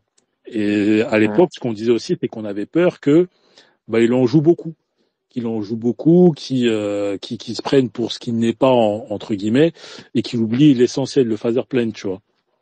Et au final, et on disait ça même après le KO qui se prend à l'UFC, tu vois. Mais au final, on constate que quand tu vois le combat contre Poirier, alors oui, il fait arme égale avec Poirier en striking, voire même plus, hein, parce que pour moi il a plus créé de dommages que Poirier. Mais certes, on oublie ça, mais je trouverais ça quand même risqué de la part d'Islam de striker face à un mec comme JDM. Moi, la vérité, autant on serait resté sur le combat contre Poirier, j'aurais été sûr de moi. Autant c'est vrai que contre Moïcano, je sais pas ce qu'il a branlé, hein. Il a failli se prendre un takedown à un moment, alors que Moïcano, c'est pas le plus grand striker de lightweight. Mais bon, en plus, quand je dis striking, je parle aussi de vraiment pied-point. Je trouve que Islam, il a voilà, je pense que c'est un outil avec lequel il peut gérer la distance, avec lequel il peut faire des dommages. Hein. On se rappelle du KO qu'il a mis sur Volk. Et voilà, hein, je pense. Et sinon, pour l'histoire d'ego, je pense que Islam, c'est pas le genre de combattant con où il va se dire allez, je vais essayer de montrer que mon striking il est non. Il est passé par les plus gros strikers de la catégorie. Je pense que il a passé ce niveau-là d'essayer de se prouver quelque chose. Surtout contre quelqu'un contre JDM, Khabib aussi qui est derrière, il est pas con, il va lui dire écoute, joue là intelligemment. Mix, ça reste du MMA, donc mix tes armes, mais je pense que ouais, il y a aussi l'expérience qui va jouer, donc je le vois pas partir dans une guerre d'ego perso. Je le vois pas faire une bellale et tant mieux, je pense. Alors, je sais pas c'était lequel entre Abou et Avi Frauduleux qui avait levé la main en premier entre vous deux. Je sais pas c'est lequel. Ah, peu importe. Bon, vas-y, prends la parole. Ensuite, on est tous les deux des plombiers, donc y a pas de souci. Vas-y, Abou, ensuite Avi Frauduleux. Ok. Alors rapidement déjà pour. Est-ce que tu peux me rappeler ta question? Désolé, hein, mais je sais que c'est un peu parti un peu dans tous les sens. J'ai posé une question. Putain, c'est vrai que c'est parti dans tous les sens. Je parlais du fait que le fight IQ de Islam Makhachev pouvait être plus un avantage que tous ces aspects physiques dont on parle, cardio, l'opposition de style, striker, grappleur, etc., etc. Moi, je pense que l'expérience de Makhachev et le fait qu'il puisse toujours solutionner un problème dans un combat peut être un meilleur avantage que tout ce qu'on a pu dire jusqu'à maintenant, pardon. Qu'est-ce que t'en penses? Ouais, moi je suis d'accord avec toi. Déjà par rapport à l'erreur qu'a fait Belal, je pense que c'est quasiment impossible qu'elle soit réitérée, surtout par rapport au fait que Khabib est dans le coin. J'ai entendu en fait pas mal de choses par rapport en fait j'ai entendu par rapport de deux intervenants que grosso modo ont surcoté le striking de JDM. Pour moi, si on dit ça, je peux en dire autant pour celui de Makhachev, qui pour moi en fait il jouit surtout en fait de l'incertitude qu'il crée par rapport à sa lutte en fait, par rapport vis-à-vis de ses adversaires. Mais on voit qu'il a certaines lacunes, que ce soit même sur le point de l'aspect défensif, etc. J'ai entendu quelqu'un qui parlait du clinch tie. Moi, franchement, je prendrais pas le risque de faire du clinch parce que le clinch, on s'ouvre justement à pas mal de coups, que ce soit au corps et même potentiellement à la tête. Donc, moi, c'est pas une palette que j'aurais utilisée. Et rapidement, par rapport à, je crois que c'était Mounir qui disait oui, au niveau du public américain, il y avait effectivement un bash, mais pour moi c'est surtout véhiculé par rapport au fait qu'il y a une haine entre guillemets, j'ai bien entre guillemets, anti-Khabib, ou en l'occurrence je pense qu'ils espèrent plus ou moins que Makhachev perde, surtout par rapport à ça. Mais je le vois pas par rapport à du surcotage. On a quand même une montée en catégorie, l'une des plus difficiles, si ce n'est la plus difficile, contre un combattant qui a des skills qui peut réellement déranger Makhachev. Et pour moi, en fait, pour moi, c'est un combat qui est vraiment très difficile pour Makhachev. Et la preuve, c'est justement les déclarations de sa team, qui disait que c'est potentiellement l'un des, je pense pas qu'il disait que pour hyper le combat, mais qui disait que c'est potentiellement l'un des pires match-up dans cette catégorie. Ils mentent. S'ils ont dit ça, ils mentent. C'est mon avis. Avis frauduleux. Ouais, moi je vais revenir sur ce que les gars ils ont dit concernant JDM. Mounir et je crois que c'était Abderrahman, en disant que ils pensent qu'on surcote. Moi je pense que JDM on le surcote pas, je pense qu'il est considéré à sa juste valeur, dans le sens où déjà le gars il a 8-0 à l'UFC, il gagne ses combats, il a un ratio qui est au-dessus de 50% par rapport à ses finishes. Et ok, certes il a fait des combats qui sont foireux, mais ils ont tous fait des combats foireux, hein.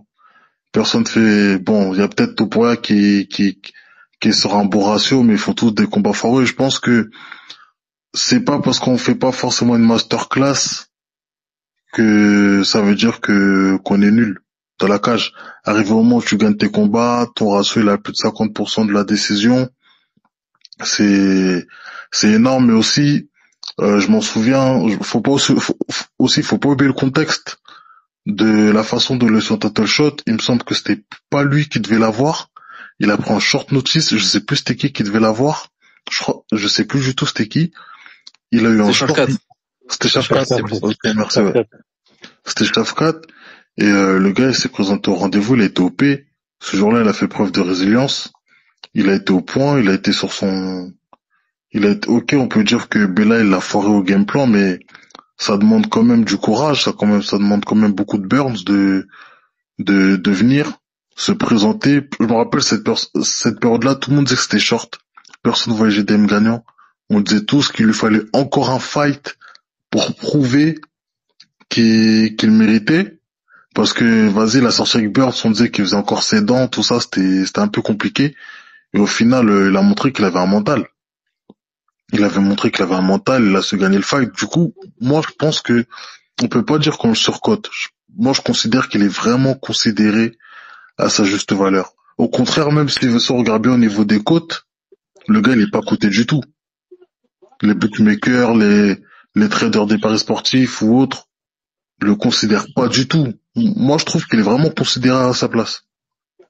Après, j'ai envie de dire, est-ce qu'on peut réellement, et c'est pas un tacle à Mounir, hein, mais est-ce qu'on peut réellement dire qu'un combattant que le striking d'un combattant est surcoté quand tu vois que sur ses 18 combats, il a 12 TKO et quoi, je crois qu'il a deux finishes, tu vois. Donc, je pense dans cet aspect-là, on va plus peut-être sous-coter le striking de Makhachev plutôt que surcoter le striking de JDM.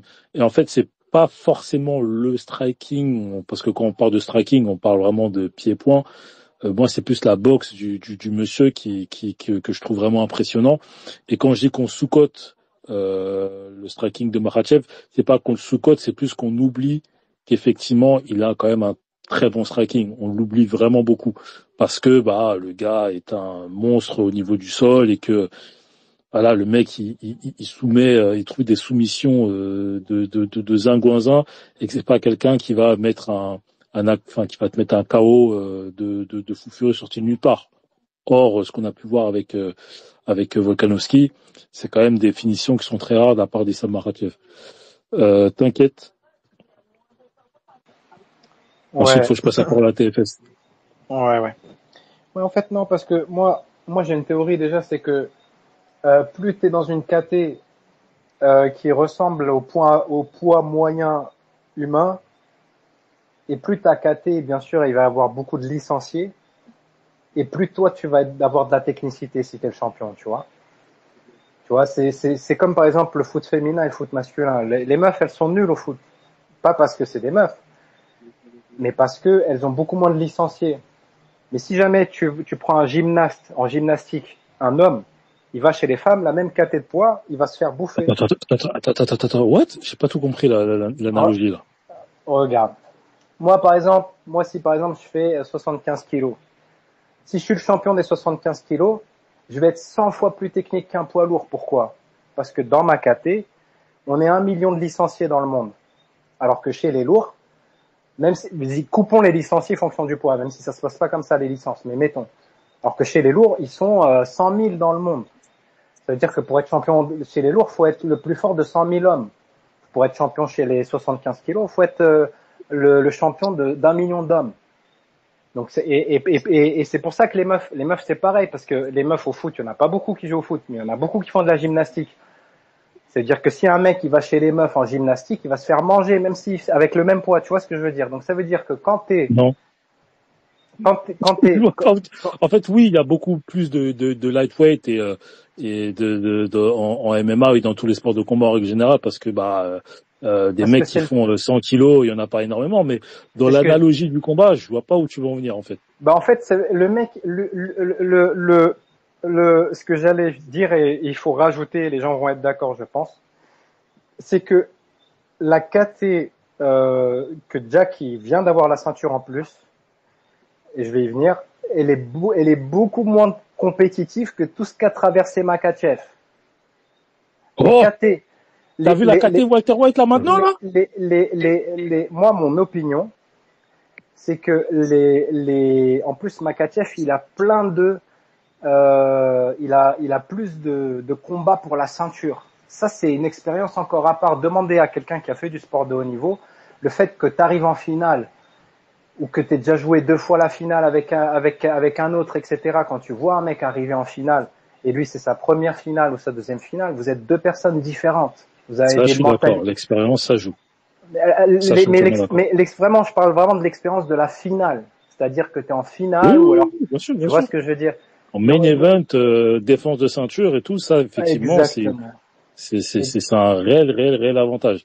Après, je te cache pas que sur l'analyse du physique et du foot féminin, de la gymnastique, tout ça, je fais, ah ouais, gros, mais en là, fait, il va où, là? Pourquoi? Parce que lui, moi, ce que je pense, et peut-être que là, tu seras pas d'accord, parce que tu viens de me dire non, c'est pas le cas, c'est que la KT que là, Makhachev sur laquelle il monte, elle est hyper abordable pour lui, en fait. Par rapport à la KT dans les gens, je sais pas si vous vous rendez compte, la KT de monstre, de l'époque Khabib, McGregor, Holloway, le boxeur qui vient de prendre sa retraite qui a été nommé tout à l'heure, le chauve. Il y a même des mecs. Il y en a un qui va combattre là avec les cheveux gris là, qui avait fait un bon fight il y a 3 mois. Et là, il va encore combattre. Lui, s'il était un lourd, il serait ceinturé. Le mec qui a gagné contre Benoît Saint-Denis, ou alors il va boxer contre lui là. Enfin, vous voyez de quoi je parle. Mon frère, tu vas où là? Tu connais pas les blases, frérot, tu connais que les descriptions physiques. Ouais, bah ouais, le je regarde pas chauve, trop. c'est qui le chauve? C'est qui le chauve? Le gars avec les cheveux Le gris, chauve, c'est le ricain qui vient de prendre sa retraite. Là, il va. Cheveux gris, c'est Darius. Ouais, cheveux gris, c'est Darius. Darius, mais le chauve, je vois pas. Le chauve, c'est le ricain qui vient de prendre sa retraite, frérot. Il vient de faire, et lui, c'est l'avant-dernier combat de Makhachev. Et même, il lui a retourné le talon pour pouvoir le... Poirier. J'espère qu'il parle pas de Poirier. Miskin, Poirier, il est pas chauve. Même, vous voyez... ouais, même vous voyez, par exemple... dégradé, cousin.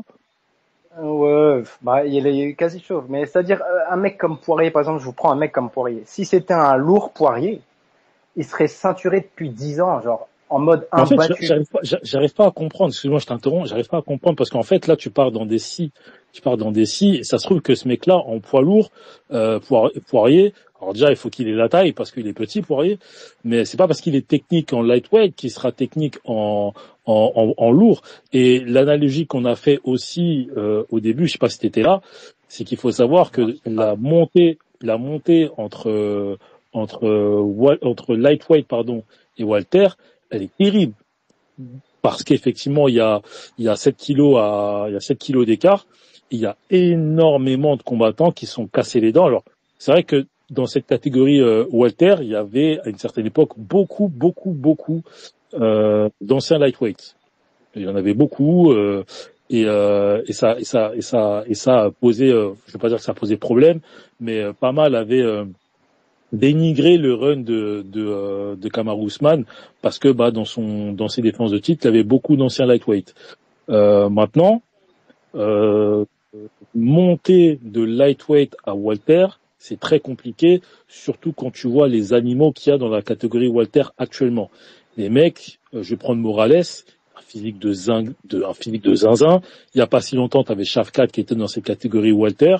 T'as Brady qui est un monstre et que lui vraiment, Dieu merci, il est pas champion actuellement parce que ça aurait été un match-up de baiser entre Brady et Makhachev.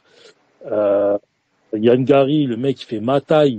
Je sais pas comment il arrive à faire 77 kilos. Donc la dimension physique. Après, moi, je pense que de faire cette montée-là, c'est une montée d'où tu as des restrictions alimentaires de ouf. Moi, je le sais parce que je fais à peu près son poids. Et pour garder le poids, tu as des restrictions de ouf. Et et ces 7 kilos, ils te permettent d'avoir une vie un peu plus coulante, ou moi je pense, hein, tu vois. Je pense que justement, c'est pas compliqué de monter entre guillemets, même si bien sûr il faut prendre en muscle et pas en graisse quand tu montes. Hein. Mais après, j'avoue, le fait que les gens soient cassés les dents en montant comme ça, ouais, j'avoue, je savais pas, c'est une info que tu me donnes. Mais voilà, moi, ce que je voulais dire, c'est que quand toi, t'es très léger ou très lourd et qu'il y a quelqu'un qui monte sur toi ou descend sur toi et qui vient de la médiane, lui, il sera plus technique que toi, quoi qu'il arrive, parce qu'il y a beaucoup plus de licenciés dans son couloir. Tout simplement, voilà. En plus, Makachev, il est gros un peu. Je sais pas si vous voyez. Quand il se tient à côté d'autres combattants, par exemple, à la fin du fight contre McGregor, tout à la fin, il vient pour l'embrasser, pour le calmer, parce qu'il était très agité, Khabib. Alors, ils étaient dans la même KT à cette date-là, et les deux combattaient régulièrement, etc. Vous voyez, le mec, c'est une masse, Makachev, pour sa KT. Son ossature, elle doit être certainement très légère. C'est une masse. C'est-à-dire que je pense que c'est plutôt sa KT naturelle, d'un point de vue physio. À voir. TFS, est-ce que t'as fini ta chicha? Moi, je fume pas, moi, je vous écoute, hein. Là, je rigole, je te taquine.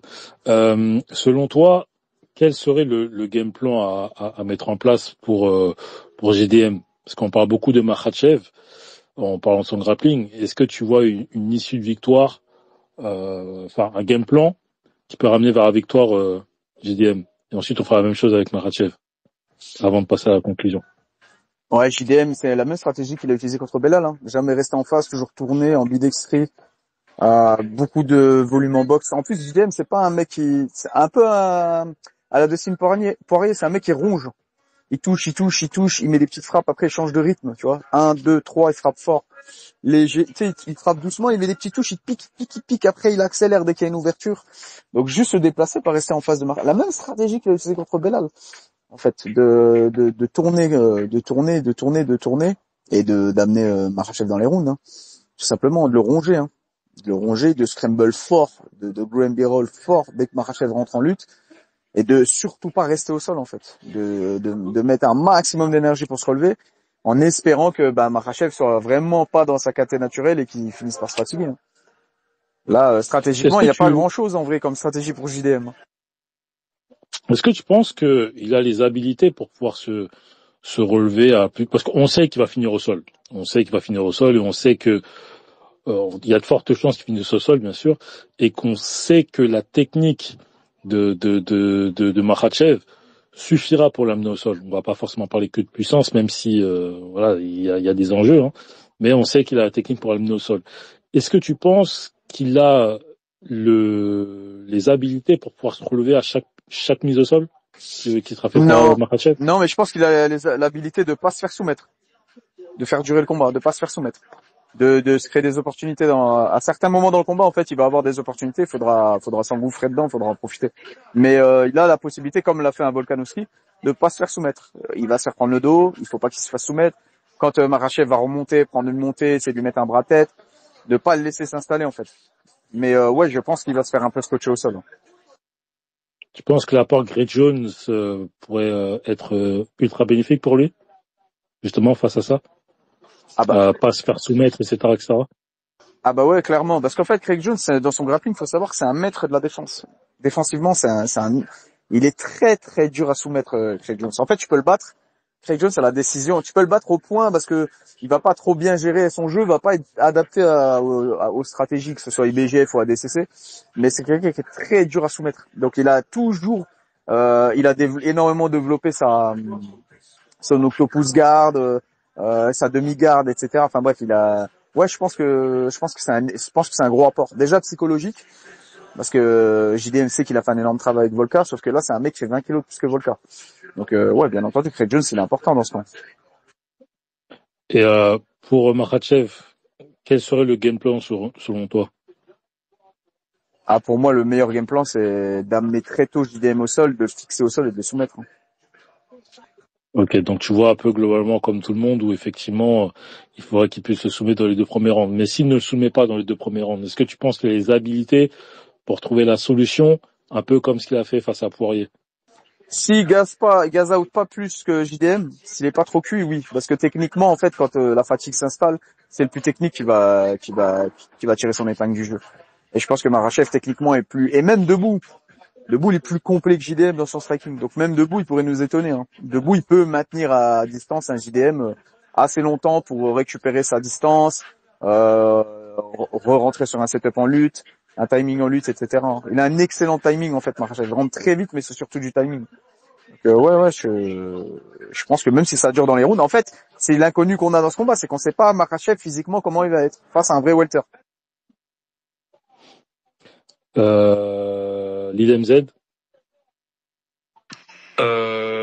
Ouais, tout à l'heure, je voulais juste rebondir à ce que disait, je sais plus qui me parlait, c'était par rapport quand il parlait de technicité selon les catégories. Rien, moi je voulais juste dire que j'aurais peut-être été d'accord avec lui il y a 2 ans, mais pour moi là, la catégorie welter, c'est la catégorie la plus compétitive qu'on a à l'UFC. Plus que lightweight, vu que maintenant il y a plus voilà, il y a plus Islam. Bon, après, il y a eu l'arrivée de Topuria, de Holloway et tout, ça a changé. Mais voilà, maintenant, la catégorie lightweight, pour moi, c'est celle avec le plus de potentiel. On a des Yann Gary, des gros prospects qui montent rapidement, comme des Morales, des Prates. Et voilà, je voulais juste rebondir sur ce qu'avait dit. Enfin, je sais pas ce qu'il l'avait dit. Mais voilà, sinon, j'ai pas grand-chose à rajouter. Voilà. Les gars, si vous avez plus un truc à rajouter par rapport au game plan et par rapport à ce que TFS l'a dit, parce qu'il faut qu'on avance. Le plombier. Abou ou Abderrahman?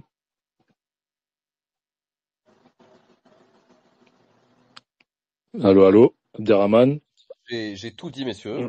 Ok. Et tout ce qui a été dit, j'ai pas envie de le répéter, donc je trouve que les autres analyses ont été excellentes. Ok, vu que tu avais levé la main, c'est pour ça que je t'avais passé la parole. Abou? Pardon.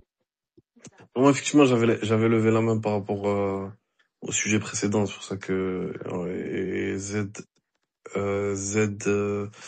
R1D a plus ou moins répondu effectivement Le par rapport. 41, c'est AI en fait. C'est de la merde, c'est Z. Ah ok, désolé. Appelle-le Luffy, c'est plus simple. En vrai de vrai, faut l'appeler Luffy. Ouais. C'est plus simple, ouais.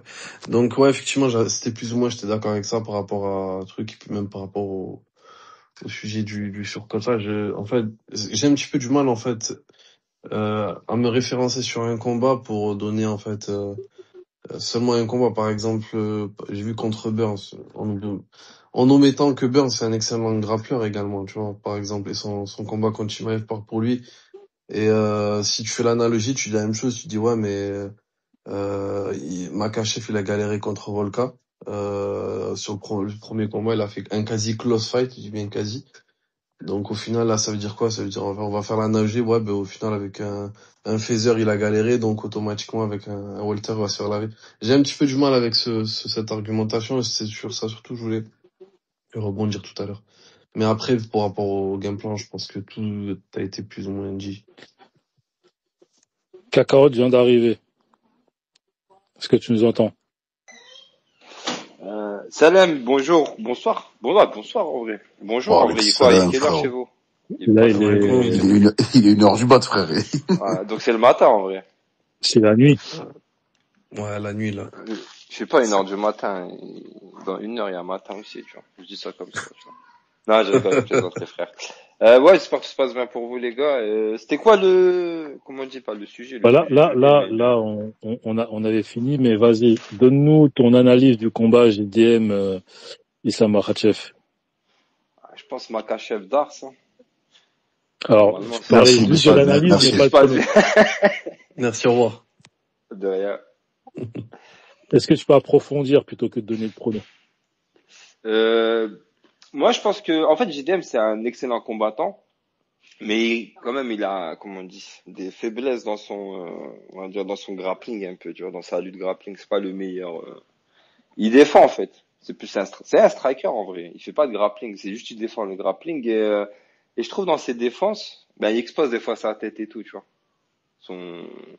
Comme un peu Moïcano, tu vois, quand Moïcano a défendu contre Makhachev, dans son dernier combat. Ben, il se met un peu de l'avant, tu vois. Et je pense que ça, tu fais ça devant Makhachev, il t'arrache la nuque. Hein. Je pense que c'est ce qui va se passer. Parce que tu te vois déjà contre Burns, c'est compliqué pour lui, tu vois, quand t'arrives full grappling, il aime pas trop ça, JDM, tu vois. Parce qu'en fait, il se faisait boire quand même, hein. C'est quoi, c'était un coup de genou, je crois, lui passe à Burns. Ouais, genou, ouais. Avant le genou, c'était pas un close fight, hein. Burns, il dominait vraiment le combat quand même, tu vois, en control time, sur les positions et tout. Et Burns, on va dire, aujourd'hui, je dis pas, c'est pas le meilleur grappleur, mais genre, il fait plus trop de grappling, tu vois, quand il combat. Et là, il s'était régalé quand même contre JDM. Après, contre Belal, on va se dire, ouais, mais Belal, il a essayé de lutter, il a pas réussi. Ouais, mais Belal, il faisait le boxeur aussi, tu vois. Donc, je pense que si Makhachev, il y a la bonne approche, moi, je pense qu'il y aura la bonne approche. Quand tu vois son équipe, sa team et les personnes qui l'entourent, il va arriver avec un gros game plan, tu vois. Et moi, je pense qu'il va arriver, et même debout, hein. Parce que JDM, c'est un full, tu vois, il aime bien faire le boxeur, l'anglaise et tout. Et Makhachev, il est fort dans les kicks, tu vois. Push kick, low kick, il y a une belle jambe arrière aussi. Donc je pense qu'il va gérer les distances et dès que ça va fermer, il va aller en lutte directement. Je pense qu'il va réussir à défendre Monsieur JDM, mais il va exposer sa nuque. Et Makhachev a pas besoin de, comment on dit, de contrôler pendant 20 minutes, chercher une soumission. Il est un peu comme Shimaev aussi, tu vois. C'est comme il dit, il snap vite les soumissions. Et je pense que c'est ce qui va se passer. Il va exploser peut-être son cou et ça va partir directement. Parce que, en fait, quand il squeeze Makhachev, tu tapes direct, hein. Parce que Moïcano, c'est une belle black belt, hein. C'est pas genre, le premier venu au sol, il s'est fait Ouais, souiller comme mais Gaethje et tout, tu vois. Kakarot, Moïcano, pour moi, pour un mec de sa trempe, tu vois, pour un mec il est quand même référencé au sol en MMA, je trouve que ce qu'il fait face à Makhachev, c'est presque une erreur professionnelle dans le sens où, la manière dont il expose son coup, quand il essaie il pousse Makhachev avec sa jambe, tu vois, il crée l'espace, il veut se relever directement au lieu d'essayer de se coller contre la cage pour pouvoir se relever ou même potentiellement rester au sol pour éviter de Short se mettre le notice, mec. Mendo. Comment? Short notice. Non mais je parle pas de short notice, c'est pas une histoire de short notice, c'est plus une histoire d'erreur professionnelle dans le sens où un mec de son calibre, pour se relever face à un mec comme Islam Makhachev, qui est un monstre au niveau de ses darts, et c'est une de ses soumissions favorites, il expose son coup sans forcément le protéger. C'est-à-dire que quand tu te relèves face à un mec comme Makhachev, au moins, je sais pas, t'essaies de mettre ton cou contre ton épaule pour éviter de se la faire prendre ou qu'au caisse. Là, il expose son cou totalement, il se relève comme si de rien n'était, comme si Makhachev c'était personne. Et il expose son cou, il se fait attraper, et comme tu as dit, Kakarot, quand Makhachev il t'attrape le cou, frérot, t'as pas de solution que de taper, tu vois. Après, je pense que Makhachev aussi, il a laissé se relever, tu vois. Parce que tu le vois Makhachev, c'est un combattant qui met beaucoup de pression au sol. Comme Khabib, tu vois, il colle leur tête, il laisse pas d'espace. Et quand il pousse, tu vois, Makhachev, il prend le temps de re-shooter, tu vois. Il a laissé se relever, et c'est là qu'il, comme il disait, snap la soumission. Et tu vas contre Oliveira, il laisse pas d'espace contre Oliveira. Il laisse pas d'espace, y a pas. Et tu vas ni te relever, rien, il veut te coller au sol, parce qu'il sait que Oliveira, il est super, super dangereux au sol, tu vois. Et je pense qu'on JDM, il va laisser de temps en temps des petits espaces juste pour voir ses réactions, tu vois. Moi, je pense que son niveau, il est tellement haut en grappling pur, tu peux se permettre comment on dit, setup des setups des pièges, on va dire. Et s'amuser comme ça avec JDM. Après, JDM, il est bien entouré, attention. J'ai regardé un peu là, pas toutes les vidéos, mais vas-y, il y a Volkanovski, t'as Craig Jones aussi avec lui, tu vois. Il est bien entouré, tu vois. Faut faire attention à ça. Moi, je pense pas que c'est anodin. C'est important aussi de savoir ça. Parce que Volkanovski a tourné plus de 30 minutes avec Makhachev. Il a fait 2 combats, tu vois. Le premier combat, t'as beaucoup de data aussi. Il y a les sensations, comment il se déplace, les points forts et les points faibles de Makhachev. Et t'as l'un des meilleurs grappleurs du monde aujourd'hui. Kakarot, c'était en 70. Ouais, non, je parle des sensations, tu vois. La façon, on va dire comment il se place et tout. Makhachev va pas changer complètement son style. Et après, tu tournes non, moi, je dis ça, c'est que, en fait, il est bien entouré aujourd'hui, JDM.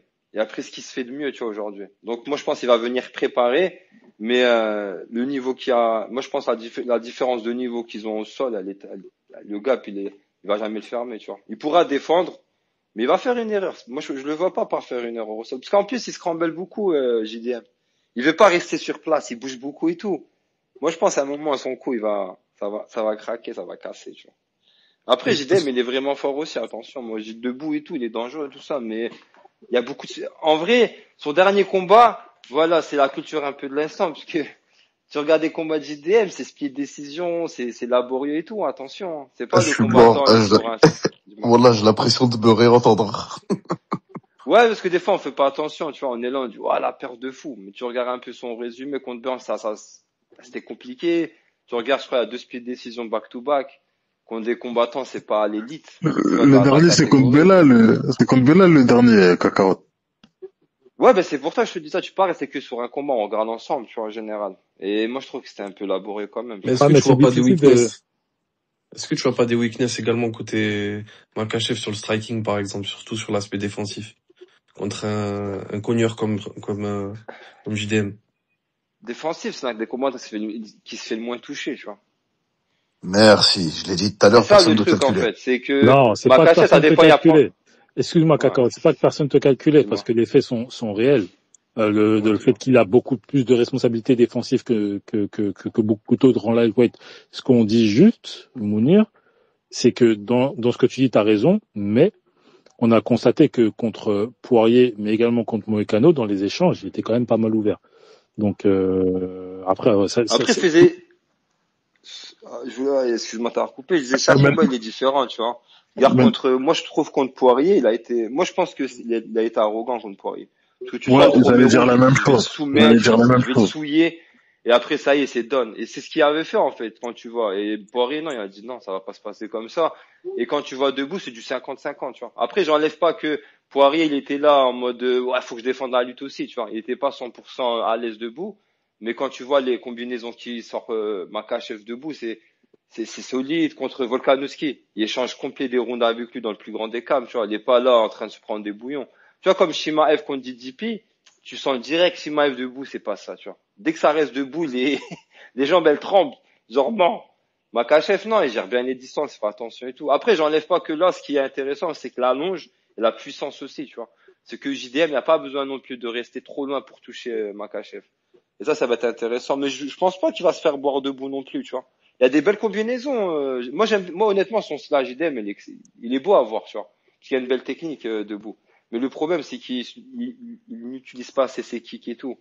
Et contre un combattant comme Makhachev, c'est que Makhachev, il fait pas beaucoup de mi-distance. C'est soit il reste à distance de kick, en général, ou soit il va lutter directement. Et je pense que ça va un peu perturber monsieur JDM. Mais je vous rejoins quand même. Je vais pas dire non plus que c'est pas Gann non plus, Makhachev, sur le combattant impossible à toucher. Parce que, même contre Poirier, je crois que c'est au 5e round, Poirier lui sort je crois que c'était un crochet gauche, je sais pas c'était quoi, je crois crochet gauche ou overhand, il touche clean, Makhachev, hein. Il a pas bougé parce que les deux s'étaient fatigués, mais tu te prends la même frappe au premier round, c'est pas la même chose, tu vois. Mais moi, je trouve qu'en général, il se débrouille bien debout, Makhachev. Je pense pas que c'est panique à bord quand même, il va rester debout. Mendo, faut qu'on passe au prono, j'ai plus de batterie. C'est ce que j'allais dire. C'est ce que j'allais dire, les gars. Prono rapide. Kakarot, commence par toi. T'avais déjà commencé ton prono. Qui gagne, comment, quel round? Moi, je dirais Makhachev, Darshok, probablement, tu vois, une headlock, tu vois, il prend la tête et... J'ai des doutes, tu vois, Hamchiangle, quand c'est quoi, Bratet? Bratet, j'ai vraiment du mal, parce que je crois, il est physique, JDM, il est physique, hein. Et je dirais en dessous 3 rounds, dans les 3 premiers rounds. Erreur de JDM, et il va pas faire dodo, hein. C'est juste, il y a beaucoup de pression, la nuque, elle va casser, tu vois. Donc, en dessous 3, Darshok. Mounir? J'ai exactement le même prono. J'ai Makhachev soumission dans les 3 premiers rounds. Essayez de faire vite, les gars, parce que j'ai plus de batterie. Abderrahman? Et je suis à l'extérieur. Abderrahman? Pareil pour moi, soumission deuxième round. T'inquiète. Pareil que ce qui a été dit. Ok. Lil MZ, Luffy. Ouais. Au début, j'aurais dit décision unanime, mais avec du recul, je dirais ouais, soumission à 4. Voilà. Avis frauduleux. Islam, R2, soumission. R1, observation. R2, soumission. Abou. JDM, TKO, 4e. Ok. Ilan. Tu viens Ouais, d'arriver. bonsoir. Ouais, je viens d'arriver. Bon, je vais dire Islam soumission 3e round.